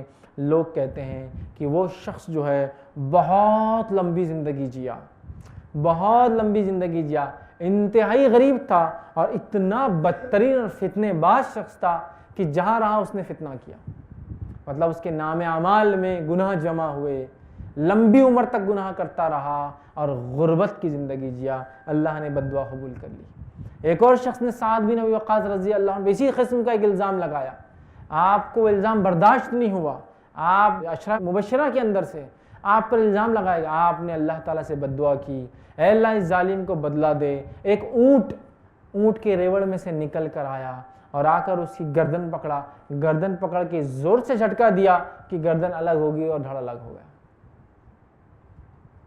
سمجھ رہے ہیں؟ تو مظلوم کی بد دعا بہت خطرناک چیز ہے۔ چھوٹے سے چھوٹا ظلم ہوتا ہے، آج ہی معافی مانگ کے پیچھے ہٹ جائیے، ورنہ اگر یہ بد دعا دے دیں گا تو اللہ فوراً یا بعد میں، جیسا وہ آدمی کئی لمبی زندگی جیا، فقیری کی جیا اور اتنا فتنے باز تھا، جہاں جاتا فتنہ کرتا اور گناہ کرتا تھا، تو یہ بد دعا کا نتیجہ تھا۔ آئیے آگے ہم بڑھتے ہیں۔ ہمیں چاہیے کہ ہم کسی بھی قسم کا ظلم لوگوں پہ نہ کریں، یاد رکھیے، ٹھیک ہے۔ دوسرا واقعہ جو ہے سعید بن زید جو ہے رضی اللہ عنہ کا واقعہ ہے کہ ایک عورت نے ان پر ظلم کیا، ایک عورت نے ان پر ظلم کیا۔ واقعہ یوں ہے کہ یہ جو ہے سعید بن زید جو ہے رضی اللہ عنہ پر ایک تہمت لگائی ایک عورت نے، اور کیا کہا کہ انہوں نے ناجائز میری زمین پر قبضہ کر لیا۔ کیا کیا؟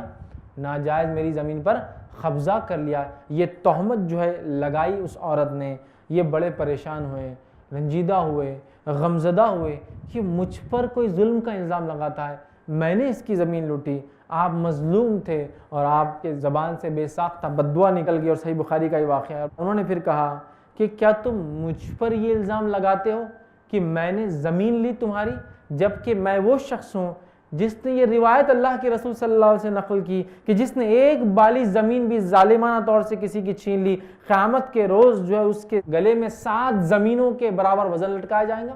یہ وہ صحابی جنہوں نے یہ حدیث روایت کی، تو کہا تو مجھ پر وہ الزام لگاتی ہے کہ میں نے نبی اکرم صلی اللہ علیہ وسلم یہ حدیث سنی کہ جو ایک بالی زمین ملے گا 7 زمین کی توق لٹکائیں گا۔ بہرحال وہ عورت الزام سے باز نہ آئی، انہوں نے مظلوم تھے بد دعا دے دی اور کہا اے اللہ اگر یہ عورت جھوٹی ہے تو اس کو اندھا کر دے اور اس کو اسی زمین میں ہلاک کر دے جس کے بارے میں مجھ پہ الزام لگایا، اے اللہ اس کو اندھا کر دے اور اسی زمین میں ہلاک کر جس میں مجھے الزام لگایا۔ وہ عورت کے بارے میں آتا وہ اندھی ہو گئی، اندھی ہونے کے بعد ایک مرتبہ وہ چل رہی تھی، اسی زمین میں ایک گڑھا تھا، اس میں گر کر مری ہوئی لوگوں کو ملی۔ آپ سمجھ رہے ہیں؟ تو ظلم کو ہم جو ہے معمولی نہ سمجھے، جیسا کہ بہرحال آج کل ہم دیکھتے ہیں ظلم کو ہم جو ہے بہت معمولی سمجھتے ہیں، یاد رکھیے۔ اسی طرح جو ہے حجاج بن یوسف یہ ایک بہت بڑا ظالم تھا، یاد رکھیے، اس نے بہت ظلم کیے، ٹھیک ہے، صحاباؤں کو تکلیف پہنچائی اور بہت برا سلوک کیا۔ حجاج بن یوسف کے تعلق سے آتا ہے کہ جس نے بے شمار جو ہے صحابہ اور تابعین کو تکلیف پہنچائی اور کچھ کو یاد رکھیے قتل بھی کیا اس شخص نے، یاد رکھیے، اور اس نے جو ہے سعید بن جبیر جو ہے رضی اللہ عنہ ان پر بھی جو ہے الزام لگایا اور الزام لگانے کے بعد ان پر ظلم کیا اور ان کا ناحق آخر میں اس نے خون بہایا، یاد رکھیے۔ چنانچہ انہوں نے جو ہے اس کو بد دعا دی اور بد دعا دینے کا نتیجہ یہ ہوا کہ جب انہوں نے جو بد دعا دی ان کے شہادت کے بعد یہ ہوا، انہوں نے بد دعا اس کو دی۔ بد دعا کے الفاظ دیکھیے وہ اس طرح سے کہ اے اللہ میرے بعد اس ظالم کو کسی اور کا ناحق خون بہانے کی مہلت نہ دینا، یہ بد دعا دی، اس نے ان کو قتل کرا دیا، انہوں نے یہ بد دعا دی۔ اس کے 15 دن بعد حجاج بن یوسف بلک بلک کر تڑپ تڑپ کر مرا، بہت تکلیف کے ساتھ مرا، اور اتنی عبرتناک اس کی موت تو یاد رکھیے کہ اس کو اگر خبر میں دفنایا نہ جاتا تو لوگ اس کو آگ لگا دیتے مطلب اتنا فتنہ ہوا لوگوں کے بعد میں، اتنا غصہ آیا کہ اگر اس کو جلدی دفنایا نہ جاتا تو اس کی خبر کو لوگ آگ لگاتے تھے، اور دفنانے کے بعد اس کے رشتہ داروں نے اس کی خبر کو فلیٹ کر دیا، اس لیے کر دیا کہ لوگ اس پر بھی آمادہ تھے کہ دفنانے کے بعد خبر بھی ملے تو نکال کے جلائیں گے اس کو۔ اتنا برا انجام ہوا۔ ظلم تو کیا، لیکن 15 دن میں اللہ نے دیکھی کیسا رزلٹ لایا کہ 15 دن پہلے تک اتنا ظالم کی قتل کرا دیا، اور 15 دن بعد اللہ نے اس مظلوم کی بد دعا سنی، اور اس کا حال یہ کیا کہ 15 ڈیز بعد تڑپ تڑپ کے بلک بلک کر مرا، مرنے کے بعد لوگوں نے جلانے کا ارادہ کر لیا اس کو، تو اس کے رشتہ داروں نے کیا کیا، اس کو دفنانے کے بعد خبر کو برابر کر دیا کہ نکال کے نہ جلائے اس کے میت کو، سمجھ رہے ہیں، اس بری موت مرا۔ تو یاد رکھیے ہمیں مظلوم کی آہ سے، اس کی بد دعا سے بچنا چاہیے۔ یاد رکھیے یہ سیدھا اللہ کے پاس پہنچ جاتی ہے، کوئی اس میں آڑ حجاب نہیں ہوتی، آنکھ کے شعلے کی طرف پہنچ جاتی، اور اللہ اپنے جلال اور عزت کی قسم کھا لیتا ہے اس آدمی کی مدد کرنے کے لیے۔ تو لہٰذا ہمارے ہاتھ سے کبھی ظلم نہ ہو، یہ بات ہم طے کریں، اور مظلوم کی بد دعا سے ہمیشہ اللہ تعالیٰ سے پناہ مانگتے رہیں۔ خوشگوار زندگی گزارنے کی تمنا ہر دل میں ہوتی ہے، لیکن سب نہیں جانتے کیسے گزاری جاتی ہے خوشگوار زندگی۔ خوشگوار زندگی کے اصول جانیے شیخ رضا اللہ عبد الکریم مدنی سے۔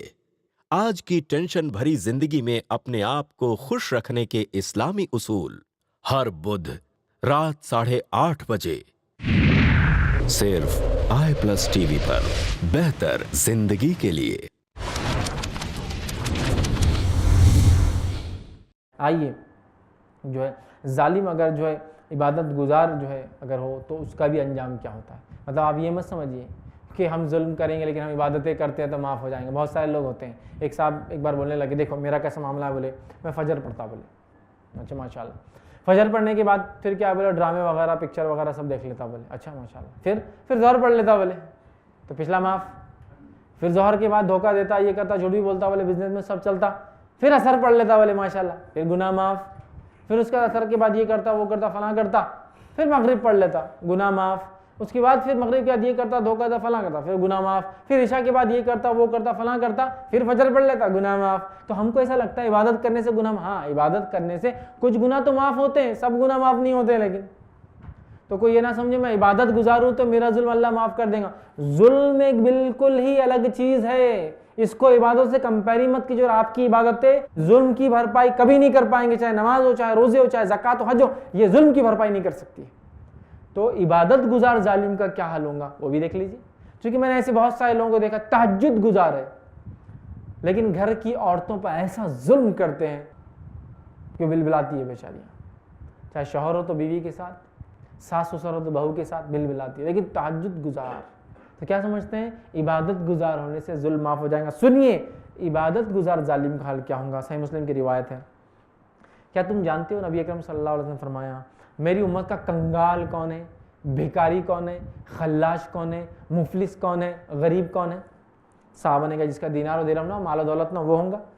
تو آپ نے فرمایا نہیں، میری امت میں سے حقیقی کنگال وہ شخص ہوگا جو قیامت کے دن نماز، روزہ، زکوٰۃ کے ساتھ آئیں گا، مطلب نماز ہی پڑھی، روزہ بھی رکھا، زکوٰۃ بھی دی، توحید پر بھی تھا، یہ سب لے کر آئیں گا اعمال، ٹھیک ہے، ساتھ آئیں گا، اور اس حال میں آئیں گا کہ کسی کو اس نے گالی دی ہوں گی، گالی دینا ظلم ہے، گالی دی ہوں گی، اور کسی پر بہتان لگایا ہوگا، بہتان سمجھتے ہیں جھوٹا الزام، ٹھیک، کبھی کبھی الزام میں کچھ حقیقتیں ہوتی ہے، تھوڑا کیا زیادہ بول رہے، 100 چوری ہوتا آپ نے 200 چرایا، لیکن جھوٹا مکمل کوئی بیس لیس آپ نے الزام لگا دیا، بہتان لگایا ہوگا، کسی کا مال کھا لیا ہوگا، نماز بھی لایا، روزہ بھی لایا، زکوٰۃ بھی لایا، توحید پر تھا، لیکن ساتھ میں کیا لایا، گالی دے کر آیا، بہتان لگا کر آیا، مال کھایا ہوگا، کسی کا خون بہایا ہوگا، اور کسی کو مارا ہوگا، ہاتھ سے بھی ظلم کیا، مالی ظلم بھی کیا، جو جو کر سکتا تھا وہ کیا۔ نبی اکرم صلی اللہ علیہ وسلم فرماتے ہیں ایسے اس عبادت گزار کی نیکیاں نکال کر جس کے حق مارے تھے دے دی جائیں گی، پھر سوال ہوگا، فرشتے کہیں اللہ اس کی نیکیاں ختم ہو گئی، کیا کریں؟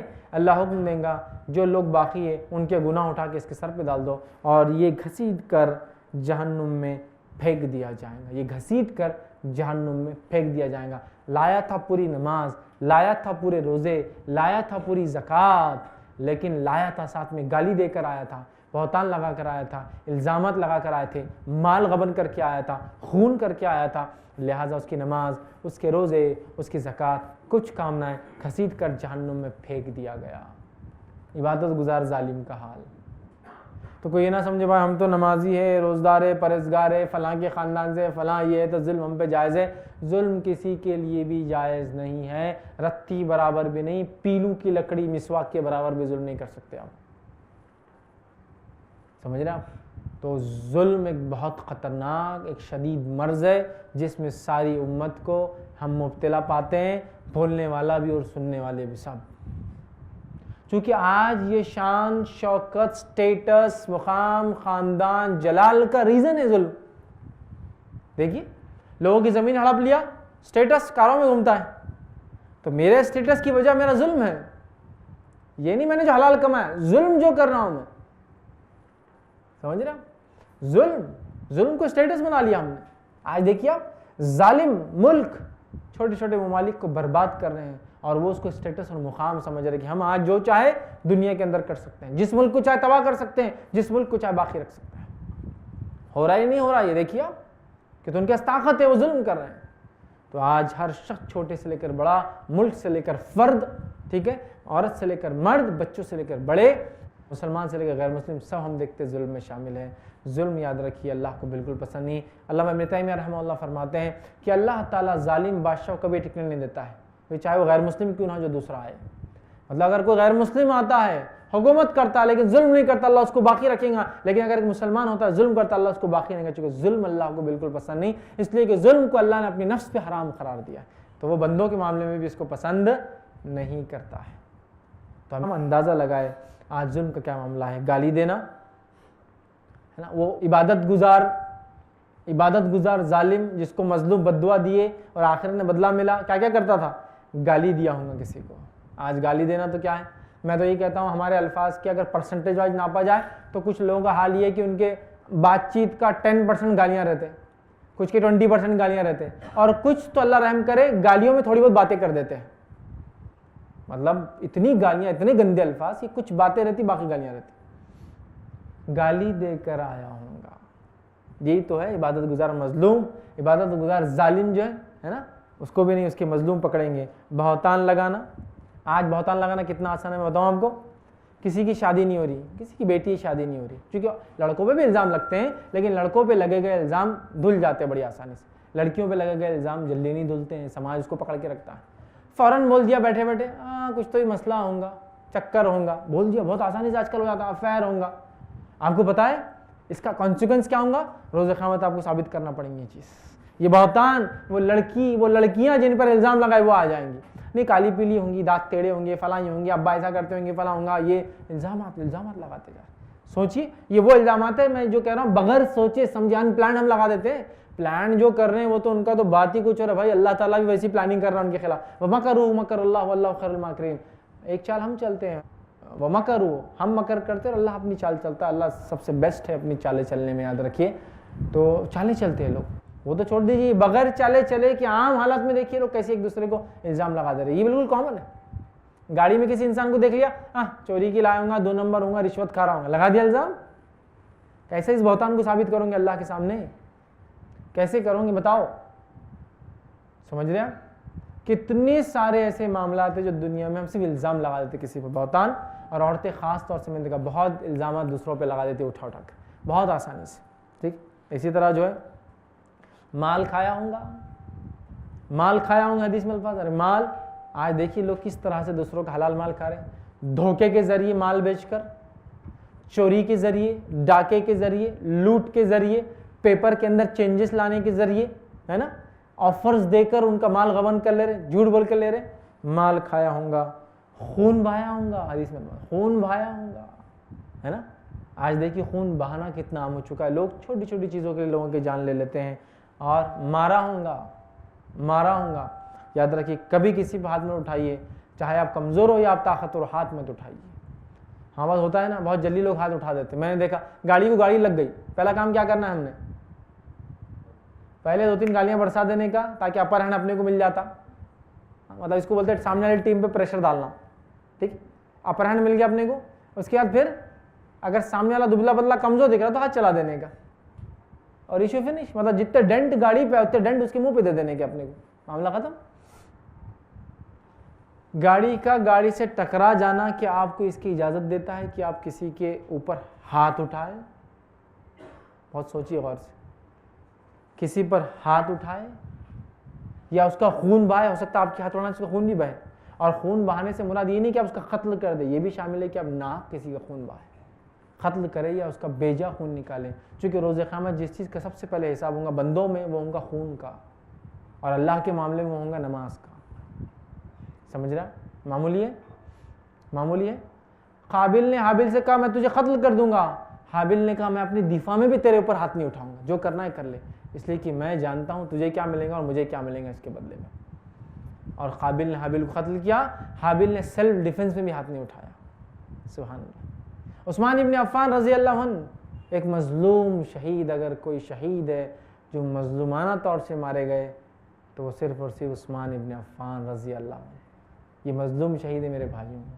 کیسے مظلوم شہید ہے؟ خلیفہ وقت ہے, خلیفہ وقت ہے. جو لوگ آپ کے خلاف کام کر رہے ہیں وہ فوج تیار کر رہے ہیں آپ کے خلاف. صحابہ کہتے ہیں عثمان اجازت دے دو, عثمان اجازت دے دو, گاجر مولی کی طرح اڑا دیں گے سب کو. عثمان کہتے ہیں میں اپنی ذات کے لیے خون نہیں بہانا چاہتا, ان کا ایشو میری ذات سے ہے, وہ مجھے ہٹانا چاہتے ہیں. وہی نہیں کہتے اسلامی حکومت ہٹ جائے, وہ کہتے عثمان ہٹ جائے, جبکہ میں تو صحیح ڈھنگ سے جو ہے بنا ہوں, خلیفہ بنا ہوں, تو میں نہیں چاہتا ہوں میری ذات کے لیے خون بہایا جائے. آپ کے گھر میں لوگ گھسے, گھر میں لوگ گھسے, ہے نا, آپ کی بیوی بچانے بیچ میں آئی, ہاتھ ڈالا, پوری انگلیاں ہاتھ کی کٹ گئی.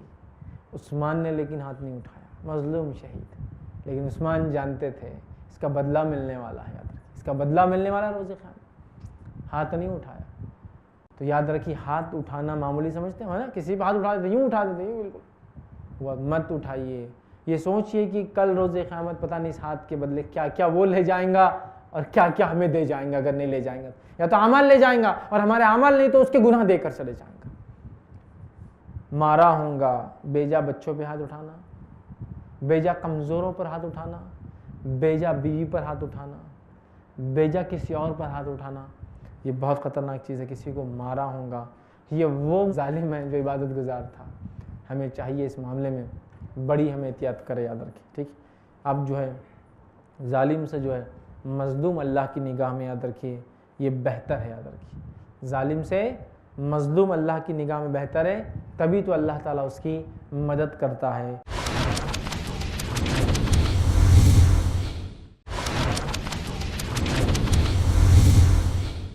اب اگر مجھ سے یا آپ سے ظلم ہوا ہو تو ہمیں کیا کرنا ہے, یہ حل دیکھ کر انشاءاللہ اپنی بات کو ختم کرتا ہوں. بات تو سمجھ میں آ گئی کہ ظلم تو کرنا ہی نہیں کسی بھی حال میں. اب ہو گیا ہے بھائی, نہیں چاہتے ہوئے کیا کریں؟ تو آئیے اس کی توبہ کی جو شرائط امام نووی رحمہ اللہ لکھتے ہیں ریاض الصالحین میں, اس کی توبہ کی شرائط یہ ہے اگر ظلم کیا ہو تو کیا کرے. کوئی بھی قسم کی گناہ یا کوئی بھی قسم کا کام کیا ہو تو توبہ کی کیا شرائط ہے وہ لکھتے ہیں. دل میں نادم ہونا, دل میں نادم, اللہ اس کا مال لوٹا تھا, اس پر ہاتھ اٹھایا تھا, اس کو گالی دی تھی, اس پر الزام لگایا تھا, جوانی پہ اس پر ظلم کیا تھا, آج میں بوڑھا ہو چکا ہوں لیکن جوانی میں کسی پہ کیا تھا. اے اللہ میں نادم ہوں اس گناہ پر, پہلے دل میں نادم ہو. دوسرا اللہ تعالیٰ سے معافی مانگے, اے اللہ مجھ سے غلطی ہو, میں تجھ سے معافی چاہتا ہوں. تیسرا عمل, دوبارہ اس چیز کو کبھی زندگی میں نہ دہرائے. اور چوتھی کنڈیشن, اگر بندوں کا معاملہ تھا اور ظلم میں بندہ ہوتا ہے, یاد رکھیے, تو تب اس حق کو یا اس چیز کو واپس لوٹا دینا. یہ بھی کنڈیشن ہے. میں نے مال لے کر ظلم کیا تھا, یہ لو تمہارا مال, مال لے کر ظلم کیا تھا, بھائی تم سے معافی چاہتا ہوں, ابھی مال لوٹانے کو نہیں ہے, لیکن یہ مال مجھ پر ادھار رہا, میں تمہیں لوٹاؤں گا اس لیے کہ میں نے ظلم کیا تھا. میں توبہ کر چکا ہوں اللہ سے, بھائی تجھ سے معافی مانگتا ہوں, یہ تیری دکان غبن کیا تھا واپس لے, یہ تیرا پیسہ تھا واپس لے, یہ تیرا پلاٹ تھا واپس لے, یہ تیری زمین زیادہ لیا تھا واپس دیتا ہوں, یہ تیری چیز فلاں کی تھی واپس لیتا ہوں, یہ تجھ پر الزام لگایا تجھ سے معافی مانگتا ہوں, یہ تجھے ایک بار گالی دی تھی اس کے لیے میں تجھ سے معافی مانگتا ہوں, امید کرتا ہوں تو مجھے معاف کر دیں گا. صحابہ ایسے ہی معافیاں مانگتے تھے, صحابہ ایسے ہی معافیاں مانگتے تھے, سمجھ رہے آپ, معافی مانگ لیا کرتے تھے. مانگ لیا کرتے تھے. اس بات کو ہم ذہن میں رکھیں. تو اگر کسی کا معاملہ ہو تو کلیئر کر دیں. مال روپیہ جائیداد گالی بہتان الزام بری بات غیبت چغلی کی تھی برا بولا تھا بھائی ایسا ہوا تھا میں آپ سے معافی مانگتا ہوں. لیکن اس کے لیے ایک بہت بڑا ضمیر لگتا ہے. معلوم آپ کو وہ ضمیر بھائی جو اندر ہوتے جاگتے نہیں جلدی ہو بہت بڑے لگتے ہیں. اندر ضمیر لگتا ہے ویسا جو اندر سے وہ کرے کہ نہیں یہ کرنا ہے مجھے اور مجھے حقیقت میں معافی مانگنا ہے. معافی مانگنے سے انسان چھوٹا نہیں ہوتا ہے میرے بھائی. صحابہ میں سے بڑے بڑے صحابہ نے چھوٹی چھوٹی غلطیوں پر بھی اپنے سے چھوٹے لوگ تابعین سے معافی مانگی. ایسے واقعات ملتے ہیں. غلطی ہوگی لگ گیا دھکا لگ گیا کوئی چیز ہوگی جانور ہاتھ سے چھوڑ گیا چیز گر گئی لگ گئی معافی مانگی کہ معافی چاہتا ہوں میری کسی چیز سے آپ کو تکلیف ہوئی ہوگی تو سمجھے. تو یہ بہت بڑی بات ہے. بہت بڑی بات ہے. بہت عزم والا وہ انسان ہوتا ہے جو کسی سے معافی مانگتا ہے. عام لوگوں کی بس کی بات نہیں ہے میرے بھائی. تو عزم کیجئے کہ مجھے معافی مانگنا ہے مجھے اس لیول پر جانا ہے. معافی مانگ کر آپ چھوٹے نہیں ہوتے ہیں معافی مانگ کر آپ بڑے ہو جاتے ہیں. چونکہ رب العزت جب معاف کر سکتا ہے اور معافی مانگنے والوں کو پسند کرتا ہے تو پھر انسانوں میں جو انسانوں سے معافی مانگے اس کو اونچا مقام کیسے نہیں دیں گے. معافی مانگ لیجئے کسی سے کچھ بات بالکل بے جھجک اور حق تھا تو دے دیجئے کہ بھائی غلطی ہوئی میں معافی چاہتا ہوں. تو انشاءاللہ عزیز ہم اس ظلم سے اپنے دامن کو بہرحال دھو پائیں گے صاف کر پائیں گے. تو آج جو ہم نے بات سیکھی وہ یہ تھی کہ ظلم سے اپنی نفس کو بچانا ہے اور مظلوم کی بد دعا سے بچنا. ظلم سے بچانا مظلوم کی بد دعا سے بچنا ہے ورنہ اس کی بد دعا عرش تک چلی جاتی ہے اور پھر جو نتیجے اس کے آتے ہیں ہم نے دیکھے. بڑے بڑے ظالم ہمارے سامنے مثال ہے ایگزامپلس ہیں. ان کو دیکھ کر یہ سوچ لے کہ اب ہم ایسا کوئی ظلم نہیں کریں گے. جو ہے فرعون نے لوگوں پر ظلم کیا وہ عبرت کا نشان بن گیا. قارون نے مالی ظلم کیا وہ عبرت کا نشان بن گیا. کافروں نے نبی اکرم صلی اللہ علیہ وسلم کو جھٹلا کر تکبر سے جو ہے آپ پہ ظلم کیا اس کا انجام بھی ہم ان کافروں کا دیکھ رہے ہیں. تو ہم سب دیکھ رہے ہیں نا صحابہ پر جب ظلم انہوں نے بد دعائیں دی تو کیا انجام ان لوگوں کا ہو جنہوں نے ان کے ساتھ ظلم کیا. تابعین تابعین کے واقعوں سے بھری پڑی ہے اور آج بھی لوگ ظلم کے واقعات آپ کو سناتے ہوں گے کہ فلاں نے ایسا ظلم کیا آج ایسا بھگت رہا ہے فلاں نے ایسا ظلم کیا ایسا بھگت رہا ہے. لہٰذا ظلم سے اپنے ہاتھوں کو پاک کرے اللہ سے توبہ کرے دل میں نادم ہو شخص سے معافی مانگے اس عمل کو دوبارہ نہ دہرائے اور کوئی حق تھا تو اس کو لوٹا دے. انشاءاللہ عزیز ہم اس چیز سے پھر بچ جائیں گے ورنہ ظالم کے لیے دنیا میں بھی اندھیرا ہے اور آخرت میں بھی اندھیرا ہے. دنیا میں بھی جو بیکار ہے اور آخرت میں جہنم کا عذاب ہے. اور مظلوم کے ساتھ رب العزت کھڑا ہے وہ ان کی سننے کھڑا ہے وہ ان کی پکار کو سیدھے سنتا ہے یاد رکھیے اور وعدہ کرتا ہے اپنی عزت کی قسم کھا کر کہ میں اس کا بدلہ لوں گا. لہٰذا ظلم کر کے ہم اپنے آپ کو رب العزت کے اپوزیشن میں نہ کھڑے کر لے بلکہ فوراً معافی مانگ کے کیس کو دفع کر دے. اللہ سبحانہ تعالیٰ ہم تمام کو ظلم جیسی جو ہے بری خبیث جو ہے چیز سے ہماری جو حفاظت کرے. اللہ تمام قسم کے ظلم جو ہم تجھ سے اس معاملے میں جو معافی مانگتے ہیں اللہ ہمیں ظلم سے جو ہمیں بچا اور تیرے ان بندوں میں ہمارا شمار کر اللہ جن کو تو پسند کرتا ہے. جب تک ہمیں زندہ رکھ ایمان اور اسلام پر ہمیں زندہ رکھ خاتمہ ہمارے ایمان پر ہو. وآخر دعوانا الحمدللہ رب العالمین سبحان ربک رب العزت عما یصفون وسلام علی المرسلین والحمدللہ رب العالمین. ٹھیک ہے اسی طرح آپ کو کوئی سوال ہو یا کوئی بات درس سے نہ سمجھے تو آپ پوچھ لیں. خواتین کے لیے اوپر کاغذ ہوتے ہیں وہ کاغذ پر لکھ کر بھیج دیں اور مرد حضرات اپنے سوالات کے لیے ہاتھ اٹھائیں. آپ تک جو ہے مائک لایا جائے گا اور وہ آپ جو ہے مائک میں اپنا جو ہے سوال کریں. جی شیخ اپنا ایک آدھے پوسٹ پہ رہنے کے بعد میں یا ذمہ دار ہونے کے بعد میں دو فریق آتے ہیں اس میں سے ایک مظلوم ہوتا ہے اور ایک جو اس پہ ظلم کرنے والا ہوتا ہے. لیکن کبھی کبھی الٹا ہو جاتا ہے اس کی چہرے کی بناوٹ یا بولنے کی بناوٹ سے. تو ایسے ٹائم پہ جو اس پہ جو فریق دونوں کی وجہ سے جو سامنے والا فیصلہ کرتا ہے یا ان کی کمپلینٹ وغیرہ جو زیادہ وغیرہ اس میں یہ ہو جاتی ہے. تو ایسے ٹائم پہ جو پوسٹ پہ اس کا کیا کیونکہ وہ بھی اس کے ساتھ میں ظلم کے اندر آ جاتا ہے. بھائی نے ایک اچھا سوال کیا کہ اگر وہ کوئی ذمہ دار ہو اور ان کے پاس دو لوگ آتے ہیں دو پارٹیز آتے ہیں جو ڈسپیوٹ کر رہے ہیں اختلاف ہے اور آنے کے بعد جو ہے دونوں اپنا اپنا مسئلہ رکھتے ہیں لیکن ایک جو ہے بہت زیادہ اچھے سے اپنا کیس رکھ پاتا ہے جبکہ وہ حقدار نہیں ہوتا ہے وہ ظالم ہوتا ہے اور مظلوم بیچارہ اپنی بات کو صحیح سے رکھ نہیں پاتا. ٹھیک ہے مطلب وہ صحیح سے ایکسپلین نہیں کر پاتا کیا اس کا ایشو ہے جس کے نتیجے میں ہوتا یہ ہے کہ سامنے والا جو اتھارٹی ہے وہ ظالم کو ہی حق دے دیتا ہے مظلوم کا اٹھا کر. تو اس شکل میں کیا ہونا. تو نبی اکرم صلی اللہ علیہ وسلم نے ایک مرتبہ حدیث میں فرمایا واقعہ اس طرح سے تھا دو صحابہ میں ڈسپیوٹ تھا کچھ جھاڑوں کے لیے جو دونوں باؤنڈری پر آتے تھے, مطلب کھیت میں ہو جاتا ہے نا جیسا کبھی ڈسپیوٹ, تو ان کا ڈسپیوٹ تھا کہ بھائی کس کا کہاں چالو ہو رہا. انہوں نے کہا میری باؤنڈری یہاں تک, انہوں نے کہا میری باؤنڈری یہاں تک. دونوں نبی اکرم صلی اللہ علیہ وسلم کے پاس آنے کے بعد نبی اکرم صلی اللہ علیہ وسلم کے پاس بات رکھی تو آپ صلی اللہ علیہ وسلم فرمایا, جب تم میں سے دو لوگ میرے پاس آتے ہیں اور کسی مسئلے کے بارے میں سوال کرتے ہیں یا کوئی ڈسپیوٹ ہوتا ہے میرے سے پوچھتے ہیں, اور ایک بولنے میں بڑا اچھا ہوتا ہے تو اپنی بات منوا جاتا ہے, اور دوسرا جس کا حق ہے لیکن وہ بولنے میں اچھا نہیں, وہ اپنی بات نہیں منا پاتا, اور میں ایز اتھارٹی فریق ثالث ایز ذمہ دار میں غلط آدمی کو حق دے دیتا ہوں, مطلب جس کا ہے اس کو نہیں دیتے ہوئے, چونکہ بات اچھی کی ہے نا اس نے, دے دیتا ہوں, تو یاد رکھے میں جہنم کا ایک ٹکڑا اسے دے رہا ہوں اٹھا کر, میں جہنم کا ایک ٹکڑا دے رہا ہوں اس کو اٹھا کر. روایت میں آتا ہے دونوں صحابہ نے ڈسپیوٹ چھوڑ دیا, ایک نے کہا تم لے لو, دوسرے نے کہا تم لے لو, حالانکہ دونوں میں سے کوئی بھی لوٹ نہیں رہا تھا, ڈفرنس آف انڈرسٹینڈنگ تھا, ہوتا ہے کبھی اختر. دونوں نے چھوڑ دی زمین, کہ دونوں بھی رسک نہیں لینا چاہتے آخرت کا, دونوں نے زمین چھوڑ دی, روایت میں آتا ہے. تو یہاں لیکن روایت میں جو بات پتہ چلی وہ یہ کہ جب کسی کے پاس, قاضی کے پاس, خلیفہ کے پاس, حاکم کے پاس, جج کے پاس, پولیس کے پاس, ذمہ دار کے پاس, محکمے کے ہیڈ کے پاس, ڈپارٹمنٹ والے کے پاس کوئی آتا ہے, فریق ثالث تھرڈ پارٹی جو ہوتا ہے دو ڈسپیوٹ میں آتا ہے, اور وہ آدمی ڈیسیجن دیتا ہے پروفز کے اوپر, ایویڈنسز پہ, اور وہ ڈیسیجن اگر غلط بھی ہوتا ہے تو اس کی پکڑ نہیں ہوگی جس نے ڈیسیجن دیا, اس لیے کہ اس کو معلوم نہیں اور سامنے والے نے ظلم کیا, پریزنٹیشن اچھا دے کر یا زبان کا صحیح استعمال کیا یا جھوٹے پروفز لا کے, سمجھا. تو اگر آپ ذمہ دار ہیں اور اگر ایسا ہوتا ہے دو لوگ ڈسپیوٹ کرتے ہیں لیکن ایک جو ظالم ہے وہ خود اتنا اچھے سے اپنے آپ کو کرتا ہے کہ پروف کر دیتا ہے, اور آپ مظلوم کا حق لے کے ظالم کو دے رہے ہیں, تو آپ جہنم کا حصہ اس کو دے رہے ہیں, لیکن انشاءاللہ آپ پر کوئی الزام نہیں آئے گا اس لیے کہ آپ کو نالج نہیں, لیکن آپ کو معلوم ہوتے ہوئے میرے خاندان کا, میرے قبیلے کا, میرے ایرے کا, میرے علاقے کا, میرے فلاں کا ہے لہٰذا کر دیتا ہوں, یا میرے مذہب کا ہے, ہاں دوسرے مذہب کا نہیں, میں مسلمان ہوں تو اگر آپ فیصلہ کریں گے تو آپ نے ظلم کیا, اور پھر آپ بھی ظالم کے ساتھ شامل ہے, اس کے اندر آپ بھی شامل ہیں. لیکن اگر آپ اننون ہیں, سامنے والے نے ذرا اچھے سے مرچ مسالہ لگا کے پیش کر دیا, تو پھر انشاءاللہ آپ اس میں نہیں ہیں, وہ ظالم انشاءاللہ قیامت کے روز اللہ اس کے ظلم کا اس کو سزا دیں گا, اور مظلوم کو انشاءاللہ دنیا اور آخرت میں اس کا بدلہ دیا جائے گا. کسی نے ایک سوال کیا تھا, اگر کسی سے معافی مانگے لیکن سامنے والا ویسی فہم کے نہیں ہے کہ ہماری اس عمل کی قدر کرے بلکہ ہم کو ذلیل کرنے اور لوگوں میں بولتے پھرے کہ اس نے معافی مانگا, تو ایسے لوگوں سے کس طرح معافی مانگی جائے؟ دیکھیے سب سے پہلی چیز سوال یہ تھا کہ جس نے غلطی کیا جس سے معافی مانگنا ہے, معافی جس سے مانگنا ہے وہ اتنا کیلیبر اتنے سمجھداری کا آدمی نہیں ہے. اب معافی مانگیں گے تو سب جگہ بولتے پھریں گے اس نے معافی مانگا, تو وہ اپنا کام کرے, آپ اپنا کام کرو.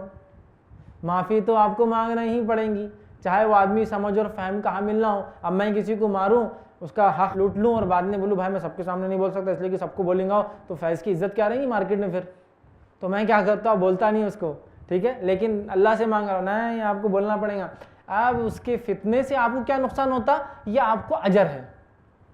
آپ نے غلطی کی, آپ گئے اس کے پاس جس سے غلطی ہوئی, بھائی صاحب مجھ سے غلطی ہوئی میں معافی چاہتا ہوں, اس نے وہ پوائنٹ کو جمع کیا, ریکارڈ بھی کر لیا, ہاں دیکھو معافی مانگا, دیکھو معافی مانگا.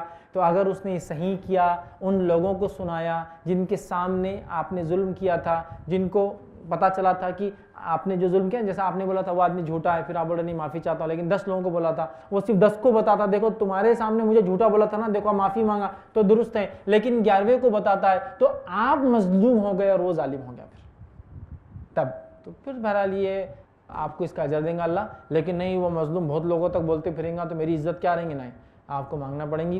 یہ تو بہرحال پھر آپ کا مسئلہ ہے, اگر وہ صحیح لوگوں تک پہنچاتا ہے تو ٹھیک, غلط تو آپ کو اس کا اللہ بدلا دیں گا, لیکن معافی تو آپ کو بہرحال اس کو مانگنی ہوں گی. پھر اگر آپ کا کیس کچھ خاص ہے تو بہرحال آپ اس خاص کیس کو ڈیفائن کریں کسی مفتی کے سامنے, عالم کے, وہ پھر آپ کو اس کا خاص مسئلے کا انشاءاللہ دیں گا. عمومی سوال تھا اس لیے میں نے عمومی جواب دیا اس کا.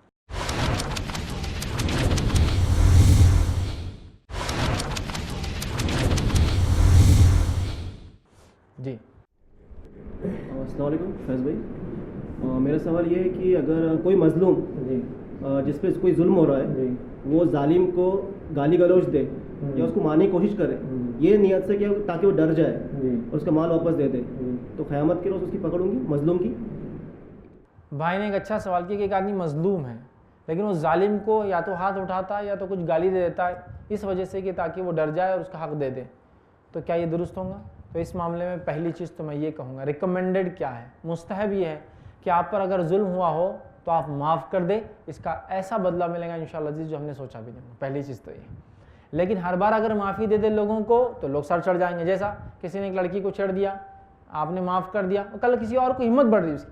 ایسا آدمی ہے جس کو خالی گھور کے دیکھنے سے وہ آئندہ نہیں ہونا, ابھی معاف کر دے رہا ہوں, سمجھ جائے تو ٹھیک, لیکن آپ کو لگ رہا ہے اس سے اس کی ہمت بڑھ رہی ہے ظالم کی, تو ہمت بڑھ رہی ہے تو پھر اس کو جوابی کارروائی آپ کر سکتے ہیں. جوابی کارروائی میں آپ صرف وہ کر سکتے جتنا آپ پہ ظلم ہوا, اس سے زائد نہیں جا سکتے. جیسا کہ اس نے کسی کو گالی دی تھی, آپ کو گالی دی تھی, آپ پہ ظلم ہوا اور بدلے میں آپ کو غصہ آیا اور آپ نے سوچا معاف کو نہیں ہو سکا, آپ نے گالی دے دی, تو ایک کو ایک تو یہ معاف ہوا.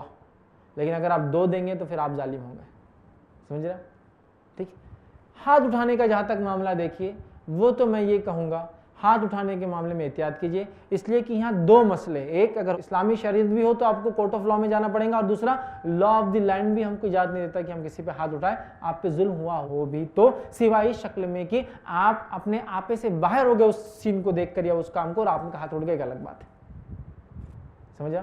جیسا کہ مجھ پر اس نے ظلم کیا, مجھے مارا اور میں نے بھی غصے میں اس کو مار دیا, تو ٹھیک, اس نے مجھے مارا, پھر میں جاؤں, پھر پلاننگ کروں, پلاننگ کر کے 10 لوگوں کو لاؤ, پھر جوابی کارروائی کروں, اس کا لا آف دی لینڈ اور اسلامی قانون بھی اجازت نہیں دیتا. پھر آپ قاضی کے پاس جائیے جب وہ معاملہ رفع دفع ہو گیا, قاضی پھر اس کا فیصلہ کرے, چونکہ اگر ایسا سب کو اجازت دے دی جائے تو پھر قانون کا تو کوئی مسئلہ ہی نہیں رہے گا, سبھی اپنے اپنے بدلے نکالتے رہیں گے باہر.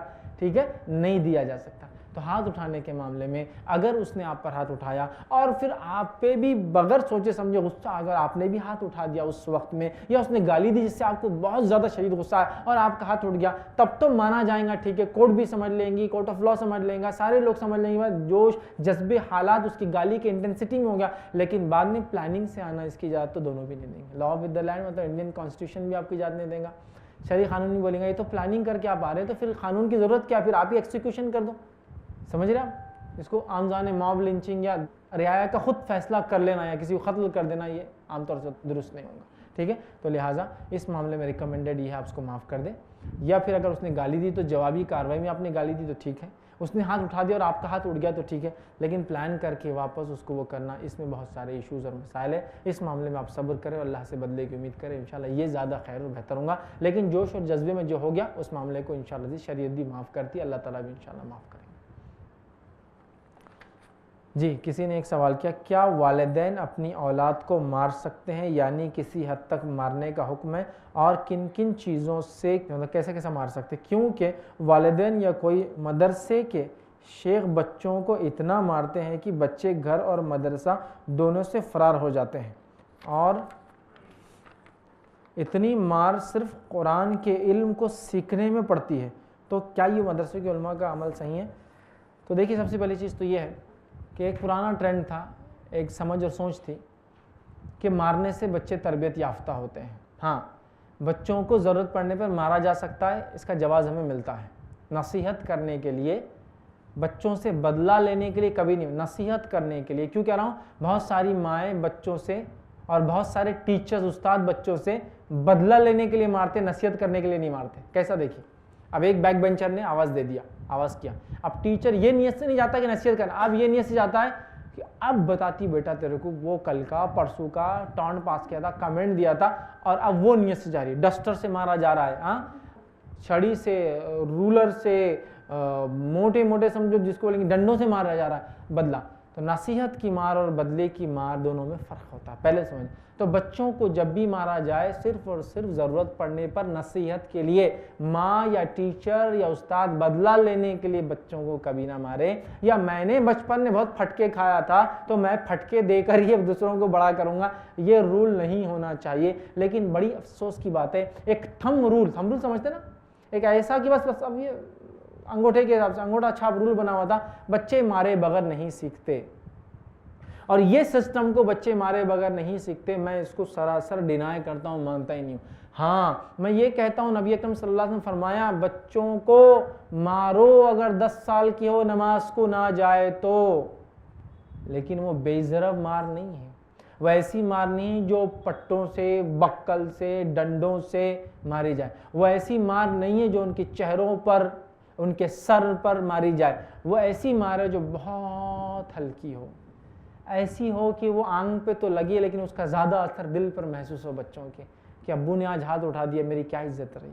آج امی نے ایسا بول دیا میں کہیں کا نہیں رہا, مجھے ایسا نہیں کرنا چاہیے تھا. آج استاد نے میری طرف گھور کے دیکھا اور مجھے مارا نہیں, لیکن گال پہ صرف ہاتھ لگایا, وہی مار کی شکل ہے, لیکن بچہ محسوس کرتا ہے, آنسو نکل جاتے ہیں اس کی. یہ نصیحت کی مار ہے. تو نصیحت کی مار کی اجازت اسلام بھی دیتا. آپ نے فرمایا اگر کوئی شخص مارے تو بہرحال ڈر کے لیے کہ بچہ نماز کو نہ جائے مارے تو اجازت ہے, لیکن وہ لمٹ میں ہے, یاد رکھیے, وہ صرف نصیحت کے طور پر ہے. بہت ساری دنیا کے قانون نے بالکل بچوں کو مارنا منع کر دیا پیرنٹس کو, لیکن جوینائل جیلز کے اندر تو بچے بھر کے رکھے جا رہے ہیں. تو جوینائل جیل, بچوں کی جیل میں رہنے سے اچھا تو میں کہتا ہوں تھوڑی بہت مارنے کی اجازت دے دی جائے. اسلام کہتا ہے تھوڑی بہت, چہرے پر مارنا منع ہے, بچے بڑے عورت بوڑھے کسی کو بھی, جانور کو بھی چہرے پر مارنے سے منع کیا گیا, ختم, ایشو ختم. سر چونکہ سب سے سوفسٹیکیٹڈ پارٹ ہے باڈی کا, مارا نہ جائے. گال پر ہاتھ نہ لگایا جائے, گال پر نہ مارو, چہرے پر مت مارو, سر پر مت مارو, ٹھیک ہے. آپ کو کرنا نصیحت, تھوڑا سا پیٹھ پہ آپ نے دھکا دے دیا ہے نا, تھوڑا سا پیٹ میں آپ نے کچھ وہ کیا, جیسے کہ ابوبکر صدیق رضی اللہ عنہ نے ایک مرتبہ ماں عائشہ رضی اللہ عنہا کو پیٹ میں چمٹی لی. کہا کہ تم ایسا کیوں کرتی ہو فلاں کا, لیکن وہ ایسی چمٹی نہیں تھی کہ جان نکل گئی ان کی, وہ خالی پیچھے کی طرف ہٹ گئی, تھوڑا سا روایت میں فنش. نصیحت بچوں کو کرے, بیٹے کیا آپ سمجھا ہوتا نا کہ چمٹی لے کے آپ سمجھا دیتے, وہ ایسے کیا کر رہے ہو ایسا, تو وہ پیچھے ہٹ گئی, سمجھ رہے, بہت چھوٹا سا, بہت تھوڑی سی, بہت ہلکی سی. اور نصیحت اس میں مقصد ہے بدلہ لینا نہیں. تو پہلے تو یہ بات سمجھ لیں نصیحت ہو, ٹھیک. دوسرا جو معاملہ ہوا, جہاں تک آپ نے سوال کیا قرآن کی تعلیم کا, تو یہ ایک الگ ہی ایشو ہے, یہ پورا ایک سوشل ایشو ہے. کیسے؟ ہم لوگوں کا حال ہی ہے, برا مت لگنے دیجیے لیکن یہ ہو رہا ہے. ہم کیا کرتے ہیں, جو بچہ کچھ نہیں کرتا اس کو وارننگ دیتے ہیں. پہلے وارننگ کیا ہے, بیٹے 5ویں میں اب دوبارہ فیل ہوئے نا تو کہاں ڈال دوں گا, مدرسے میں, ٹھیک. کچھ نہیں پڑھ رہا بچہ تو کہاں ڈالنا ہے اپنے کو, مدرسے میں. مینٹلی ویک ہے بچہ تو کہاں جائیں گا, مدرسے میں. سب سے بنڈ ہے پورا تو کہاں جائیں گا, مدرسے میں. سب سے زیادہ چیپٹر نکل گیا, گلی والا کون ہے, اس کو کہاں ڈالو, مدرسے. اب آپ بتائیے ان کو صحیح کرنا استاد کے لیے ٹف کام ہے. یہ سچویشن ہی آپ نے ایسی بنا دی سوشل کے, وہاں جو لوٹ جا رہا ہے وہ لوٹ اتنا سخت قسم کا ہے, اتنا بنڈ ہے کہ وہ اس کو کریک کرتے کرتے اس کو حافظ بنا دے. استاد جو ہے اگر اس کو نرمی سے بولیں گا بیٹا سیکھ لے, تو جو آپ کی نصیحت سے نہیں سدھرا تو بیچارہ غیر نہ ماں ہے نہ باپ ہے آپ کا ہو, بچے کا کیسے سدھرے. لیکن پھر میں کہوں گا ویسے استاد کو بھی بچوں میں فرق کر کے نصیحت کے لیے مارے, وہاں بھی ضرورت پڑے, سختی نہ ہو. اچھا مارنے میں سر پہ نہ مارا جائے, ایسا جس سے ول آئے, ضرب لگے, ول نشان آئے, ایسا مارنا بھی منع ہے. اتنا امپیکٹ نہیں ہونا کہ اس کا نشان پڑ جانا, بولتے ہیں نا انگلیوں کا نشان اتر, نہیں مار سکتے. تو پھر مارا جائے, ہلکا مارا جائے. پہلے تو دیکھیے ایسے اسٹوڈنٹس کو ابھارا جائے, ٹھیک ہے. اس لیے کہ جو بینک بینچز ہوتے ہیں نا, جو بچے کچھ نہیں کر پاتے, ہم سوچتے ہیں ان میں اللہ تعالیٰ نے ایک الگ ہی کیلیبر دیا ہے, ایک الگ صلاحیت دی ہے.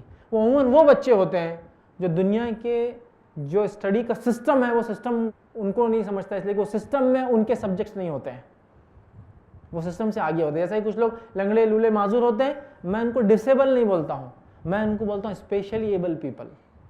اللہ نے کچھ اور خصوصیتیں دی ہیں, وہ اسپیشلی ایبل ہوتے ہیں. نابینا دیکھے لوگوں کو, ڈسیبل نہیں ہے, وہ اسپیشلی ایبل ہے. ان کی سننے کی کوالٹی دیکھیے کیسی ہوتی ہے, اسٹرانگ. ان کا پرسیپشن, چیزوں کو ہاتھ لگا کر پہچاننے کی صفت دیکھیے. کئی نابینا لوگوں کو میں نے دیکھا کہ ہمارے دوست ہیں, وہ جب بھی مطلب ملتے ہیں تو ان سے پہلے بولتے کون ہے پوچھتے ہو, ان کو جواب ہی نہیں دینا, جواب نہیں تو پریشان ہو جاتے چونکہ آپ پہچان نہیں پا رہے. پھر بولتے اچھا ہاتھ ملاؤ, آپ جواب نہ بھی دے صرف ہاتھ ملائے نا, ہاتھ پکڑتے بولیں گے اچھا فیض تم ہو گیا. اتنا اسپیشلی ایبل ہوتے ہوں, ڈسیبل نہیں ہے. اللہ نے ایک ان کا اعضاء ان سے چھین لیا, لیکن کئی اعضاء میں ان کو اسٹرانگ کر دیا, تو اسپیشلی ایبل ہوتے ہیں. تو کئی جگہ ایسے بچے ہوتے ہیں جو مینٹلی اسپیشلی ایبل ہوتے ہیں, ہمارا ایجوکیشن سسٹم ان کو نہیں لے پاتا, اس لیے کہ ان کے سبجیکٹ اس میں نہیں ہیں, جو پڑھ پاتے, جو سمجھ پاتے, جس کو ہم بیک بینچرز فالتو بچے بولتے نہیں پڑھ پاتے ہیں. تو سب سے پہلے تو کیا اگر ایسے بچوں کو مدرسے میں بھی ڈالا جا رہا ہے تو مدرسے میں کوئی سسٹم بنا جائے جس سسٹم سے ان بچوں کو موٹیویٹ کیا جائے, آگے بڑھاوا دیا جائے.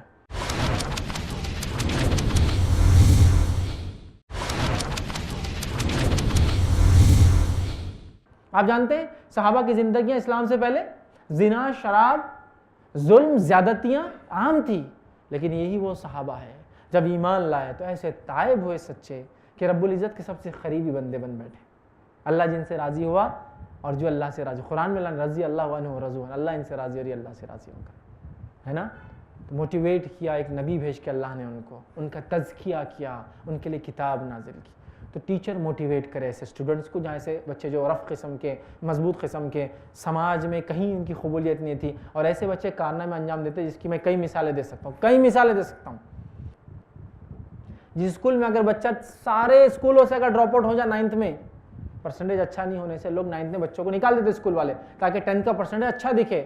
وہ سارے ڈراپ آؤٹس کو وہ اسکول لے لیتا ہے, اعلان لیتا ہے, اعلان کر کے لیتا ہے کہ ایسے سارے بچوں کو لینے کو ہم تیار ہیں, ہے نا. وہ بچے وہاں جاتے ہیں, اسکول بدنام ہے اپنے آپ میں, لیکن وہ اسکول ہی 10, 20, 25 میرٹس دیتا ہے ہر سال. اور وہی بچے جو ہیں کچھ نہیں کر پائے, وہاں سے نکلتے اور بڑی بڑی پوزیشنز سے بیٹھے ہوئے. پورا دبئی میں گیا, ایک صاحب ملے, کمپنیاں چلا رہے, کون سے اسکول سے پڑھے, 9th کا یہاں کا ڈراپ آؤٹ ہوں, 10th میں نے وہ اسکول سے کیا, سب جانتے کون سا اسکول, وہاں سے کیا. آج میں کمپنی چلاتا ہوں دبئی کے اندر, دبئی میں کمپنی چلا رہا ہے. تو وہ اسٹوڈنٹ تھا جس کے سبجیکٹ جو ہے نا آپ کے سلیبس میں نہیں تھے, سمجھ رہے آپ. تو یہ اسپیشلی ایبلڈ ہے, میں کہتا ہوں بچے, ان کے سبجیکٹس وہ نہیں ہیں جو آپ کو مل رہے ہیں, تو ان کو موٹیویٹ کرے ان کا ٹیچر پہلے. اس کے لیے ایک پروسیس ہوتا ہے, پروسیس سسٹم ہے. بٹ کیا کرے, اکنومیکلی اتنا ہم نے معذور کر دیا کچھ لوگوں کو, مدارس وغیرہ کو, کہ کہاں سے وہ ڈیولپ کرے یہ موٹیویشنل پروگرامس اور وغیرہ. یہ کیا جانا چاہیے. نبی اکرم صلی اللہ علیہ وسلم نے صحابہ کو موٹیویٹ کیا, نتیجہ آپ دیکھیے کیسے کیسے صحابہ ہیں, کیسے کیسے کارنامے ہیں, کیسی کیسی عجیب و غریب صلاحیت ہے. یہ ہے خالد بن ولید, جو اسلام کے خلاف جنگ احد کے اندر جو پانسا پلٹا, یہی تھے اس کے پیچھے ذمہ دار. یہی خالد بن ولید ہے. جب اسلام قبول کرتے ہیں تو اسلام قبول کرنے کے بعد سے لے کر اپنی موت تک کوئی ایسی جنگ نہیں تھی جو خالد ہارے, ہے نا. تو یہ ہے خالد کی صفت, یہ ان کی خصوصیت. کئی صحابہ ایسی مثال ہے. تو بہرحال یہ ایک سسٹم ہے, لیکن جو ریکمنڈیشن میں کروں گا, چاہے جو بھی ہو, بچوں کو زیادہ نہ مارا جائے, مارا جائے تو بہت لمٹ میں وہ ہو. اور ایجوکیشن کے لیے مارنا کوئی ضروری نہیں ہے. نبی اکرم صلی اللہ علیہ وسلم نے کئی بچوں کو تعلیم کے لیے نہیں مارا. ہاں یہ ضرور کہا کہ مارنا چاہیے, مارا جا سکتا ہے, لیکن آپ نے خود کبھی نہیں مارا.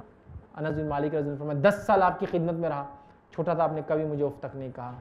جو ہے اسامہ بن زید رضی اللہ عنہ فرماتے اللہ کے رسول صلی اللہ علیہ وسلم نے خدمت کے آپ کا غلام تھا, کبھی آپ نے اف نہیں کہا مجھے, کبھی اف نہیں کہا مجھے. تو بچوں میں ہے, ان کو بس آپ کو ڈیولپ کرنا ہے, لے کر چلنا ہے. تو پہلے تو میں کہوں گا ہاں ماں باپ کتنا مارے, میں نے وہ بھی تفصیلات دے دی. ماں باپ کو بھی اگر سزا دینا ہے بہت لمٹ میں ہوں گی. بہت سارے والدین کو میں نے دیکھا, بہت ساری والداؤں کو دیکھا, بے ضرب بولتے نا, بہت زیادہ مار مارتے ہیں, بغیر گنتی کی مار مارتے ہیں, ڈنڈوں سے مارتے ہیں. کبھی تو ایسا مارتے ہیں, ایسا روئی بھرنے والا گدوں کو کرتا ہے نا, مار مار کے سیدھا, ویسا میں نے دیکھا مارتے ہوئے. بیلٹس کے ہکس جو ہوتے ہیں, بکل جو کہتے ہیں, اس سے میں نے دیکھا مارتے ہیں. ڈنڈوں سے مار رہے, وہ بھی ٹخنے کی ہڈیوں پر میں نے دیکھا مارتے ہوئے, جو ایک دم کمزور پیر کا نچلا حصہ. ٹھیک ہے, یاد رکھیے نصیحت کے لیے مار ایسی نہیں ماری جاتی ہے. اگر آپ ایسی ان کے ساتھ سلوک کریں گے تو میں ڈرتا ہوں, میں یہ نہیں کر رہا ہوں کہ بچوں نے ایسا کبھی کرنا چاہیے, لیکن میں ڈرتا ہوں یہ بچے بڑے ہو کر آپ کا احترام کبھی نہیں کریں گے. سمجھے آپ. تو ایجوکیشن کو تو مار کے نہیں, ہاں نصیحت کر کے دلائیے, جتنی نصیحتیں ہو سکتی ہے آپ کیجیے. دیکھیے بچے پھر آگے بڑھتے ہیں. جن بچوں کو کنٹینیوسلی مارا جاتا ہے وہ کوئی ایک کام تو کر لیتے ہیں لیکن ہمیشہ اس کام سے نفرت سیکھ کر لیتے ہیں. لیکن جن کو نصیحت کرتے کرتے چاہے گرتے پڑتے وہ کام سیکھے, وہ دل سے اس کام کو کرتا ہے. تو میں ریکمینڈ کروں گا بچوں کو نہ مارا جائے. مارنا مجبوری ہو تو بہت ہلکی پھلکی بغیر ضرب کی مار, پیٹ وغیرہ پہ یا ایسے اعضاء پہ, ران وغیرہ جو بہت اس پہ تھوڑا سا لگ بھی جائے تو انشاءاللہ کوئی مسئلہ نہیں ہوگا. ہلکا جس سے ضرب نہ آئے, ول نہ آئے, تکلیف نہ ہو, اذیت نہ ہو, جس کو مارنا لگے خون نہ نکلے, کوئی چیز نہ ہو, ایسا کرے تھوڑا بہت ہلکا سا, تو انشاءاللہ جس کی جا دی جا سکتی. ورنہ عمومی طور سے بچوں کو نہ مارنا یہ سب سے بہترین, سب سے اچھی چیز ہے انشاءاللہ. جی السلام علیکم. عورت پہ کبھی ریپ ہوتا ہے تو یہ پہلے سے لکھا جا چکا ہے, اور ہم اس میں دیکھتے ہیں کہ کبھی کبھی لڑکیاں ہوتی ہیں اسپیشلی 6 ایئرس تک کی, 5 ایئرس تک کی, تو ایسا کیوں؟ میں نے ایک سوال کیا کہ جو ریپ ہوتا ہے تو کیا یہ بھی انسان کی تقدیر میں لکھا ہوتا ہے؟ تو دیکھیے انسان کے ساتھ جو بھی گھٹنائیں ہوتی ہیں, بیماری ہوتی ہے, برا سلوک ہوتا ہے, ریپ ہوتا ہے, تکلیف دی جاتی ہے, ستایا جاتا ہے, ظلم ہوتا ہے, قتل ہوتا ہے, ٹھیک ہے, کوئی پیدا ہوتا ہے, کوئی مرتا ہے, کوئی چیز لیتا ہے, کوئی چیز بیچتا ہے, کسی شادی کرتا ہے, کسی کی شادی ٹوٹ جاتی ہے, بچے ہوتے, کبھی معذور ہوتے, کبھی صحت مند ہوتے, جو کچھ بھی دنیا میں ہوتا ہے ہر چیز اللہ تعالیٰ کے علم میں ہے, اور اس علم کو تقدیر کہتے ہیں, جو لوح محفوظ پہ اللہ تعالیٰ نے مخلوق کی پیدائش سے 50,000 سال پہلے قلم کو پیدا کیا, اور قلم کو حکم دیا لکھ دے وہ جو ہونا ہے, اور قلم نے لکھ دیا وہ جو سب ہونا ہے. اب بھائی کا سوال ہے, اتنے چھوٹے چھوٹے بچیوں کا ریپ بھی ہوتا ہے, تو اس سے چھوٹے چھوٹے بچیاں بیمار بھی ہوتی ہیں, اور اس سے چھوٹے چھوٹے بچے بیمار ہو کر بھی مرتے ہیں. ہے نا, اور بہت سارے بڑے لوگ بھی تکلیف سے موت سے مرتے ہیں, لیکن اللہ رب العزت نے ان تمام کا بدلہ ان لوگوں کے لیے رکھا ہے. اللہ رب العزت نے ان تمام چیزوں کا جو تکلیفوں سے یا اس سے گزرتے ہیں ان تمام کا بدلہ ان کے لیے اٹھا کے رکھا, اور بدلہ یہ کہ جس کو جیسا ایگزامینیشن پیپر ملے گا اس کو ویسا بدلہ روز قیامت دیا جائے گا. یاد رکھیے, یہ اس لڑکی کی برائی نہیں ہے جو اس کے ساتھ ہوا, یہ اس مرد کی جس نے اس ساتھ یہ سلوک کیا اتنی چھوٹی, یہ اس کی قباحت ہے. یاد رکھیے, یہ اس کی برائی ہے. لیکن کیا یہ ہونے والا تھا؟ اللہ کو پتا تھا. ہاں اللہ کو پتا تھا, پھر تو یہ بری چیز ہوئی نہیں. یاد رکھیے, ہر چیز کے دو پہلو ہوتے ہیں, وہ آپ کا پرسپشن ہوتا ہے, آپ کیسے سمجھتے ہیں, ہے نا. چور نے چوری کی, چور نے مال کو چرایا, چور کے لیے بینیفیشل, مالک کے لیے لاس, ہے نا, اس کے لیے بینیفٹ, اس کے لیے لاس. چور پکڑا گیا, چور پکڑا گیا تو جو چوری پہلے اس کے لیے بینیفٹ تھی اس کے ہاتھ کاٹے جائیں گے نا اسلام میں, تو اب چوری اس کے لیے نقصان دے. پکڑا گیا تو مالک کو فائدہ کیا, اس کا مال واپس مل گیا. ایک ہی واقعہ, دونوں پہلو. سمجھ رہے آپ بات؟ تو یہ اللہ تعالیٰ بہتر جانتا ہے ایسا کیوں ہوتا ہے. اور کچھ کو سوال بڑے کمپلیکیٹ ہوتے, جیسا مجھے کسی نے سوال کیا, 2 سال کا بچہ ہے, اس کو برین کینسر ہوا, تڑپ تڑپ کے مرا, اس میں اللہ کو کیا مزہ ہے؟ نعوذ باللہ. مطلب اس طرح سے لاکھوں لوگ زلزلوں مارے, اللہ کو کیا مزہ آتا ہے؟ دیکھیے اللہ تعالیٰ اتنا حکیم ہے, اتنا حکیم ہے کہ وہ کیوں ایسے ڈیسیجنز اس نے لیے ہیں وہ بہتر جانتا ہے. روز قیامت وہ ہم کو اگر بتائے تو بہرحال ہم کو پتہ چلے گا یہ کیوں تھے, اور ہم سمجھ پائے تو. دنیا کی مثالیں میں آپ کو دے سکتا ہوں سمجھنے کے لیے. ہم نے پچھلے گئے سالوں کے اندر لاکھوں اور کروڑوں مرغیوں کو کاٹ کے دفنا دیا. کیوں؟ کیا ہوا تھا؟ برڈ فلو, ہے نا. پھر کیا ہوا اس کے بعد؟ بولے مرغیوں کو مار دیا جائے. پھر کیا اس کے بعد؟ ذبح کیا گیا اور گڑھوں میں ڈال دیا گیا. اب مرغیاں کیا سوچ رہی؟ انسان ہم پہ ظلم کر رہا. انسان کیا کہہ رہا؟ یہ نہیں مریں گے تو ہم مر جائیں گے. تو انسان کی حکمت مرغیوں سے زیادہ ہے نا, تو انسان سمجھ پا رہا کیوں مارا جا رہا ہے. لاکھوں گائے, میڈ کاؤ ڈیسیز UK میں ہوا تھا, لاکھوں گایوں کو مار کر شوٹ کر کے دفنا دیا گیا. تو گائے کیا سوچ رہی؟ انسان کیوں مار رہے ہیں ہم کو؟ انسان کو پتا ہے کیوں مارا جاتا. اللہ کے ساتھ بہت حکیم ہے. یہ لاکھوں کے لوگ کیوں زلزلوں میں مرتے ہیں, یہ چھوٹے چھوٹے بچوں کو کیوں بیماریاں ہوتی ہیں, یہ لوگ صحت سے بیماری کی طرف جا کے کیوں اس طرح کی موت مرتے ہیں, یہ اللہ تعالیٰ جانتا ہے. ہم ان واقعے سے عبرت حاصل کریں, نصیحت حاصل کریں, احتیاط سیکھ لے. لیکن یہ ہونا تھا ہوا, اس کا بدلہ اللہ تعالیٰ ہی جانتا کیوں ہوا, اور اس کا بدلہ اللہ تعالیٰ ہی اس کو دینے والا ہے. ہو سکتا ہے کچھ باتیں سمجھ میں آئے زندگی کچھ مرحلوں پر, کچھ باتیں کبھی نہ سمجھ میں آئے. سمجھ رہے ہیں بات کو؟ تو لہٰذا کیوں ہوا یہ اللہ بہتر جانتا تھا, وہی جانتا ہے حکمت. لیکن یہ ہوا, یہ سب تقدیر میں بہرحال لکھا ہوا تھا. کرنے والے کو ایک گناہ کی سزا ملیں گی چونکہ اس نے کیا. جس پر یہ گناہ ہوا اس کو انشاءاللہ عزیز ظلم کے بدلے اللہ رب العزت روز قیامت بہترین انجام بہرحال انشاءاللہ عزیز اس کو عطا کریں گے. یاد رکھیے. تو لہٰذا عمر کم ہو یا زیادہ ہو, اور ریپ کا مسئلہ بہرحال دن دگنا رات چوگنا بڑھتے ہی جا رہا ہے. ریپ کے معاملے میں ہم کو کہیں نہ کہیں کوئی نہ کوئی روک تھام کا معاملہ کرنا پڑے گا. یہ عورتوں پہ ہونے والا بہت بڑا ظلم ہے, یاد رکھیے. لیکن بڑی افسوس کی بات ہے کہ ہم لوگ جو ہے, ہم دیکھا جا رہا ہے, ہم لوگ اس میں ناکارہ ثابت ہو رہے ہیں اس چیز کو روکنے میں. آپ دیکھیے پریکٹیکلی ہم نہیں روک پا رہے ہیں, بلکہ جس پہ آلریڈی ظلم ہوا اس پر ایک اور ظلم ہو رہا ہے. ظلم تو یہ ہوا کہ اس کا ریپ ہوا, اور بعد میں ایک ظلم یہ ہوتا ہے کہ اس کو پورا ریپ ڈسکرائب کرنا ہے, ایک ایک نے کیا کیا اس کے ساتھ کیا, تو لوگ کوٹ بھی نہیں جا رہے ہیں. اور اس کے بعد کسی نے اس کو قبول نہیں کرنا, زندگی بھر شادی بھی نہیں ہوگی. پھر ایک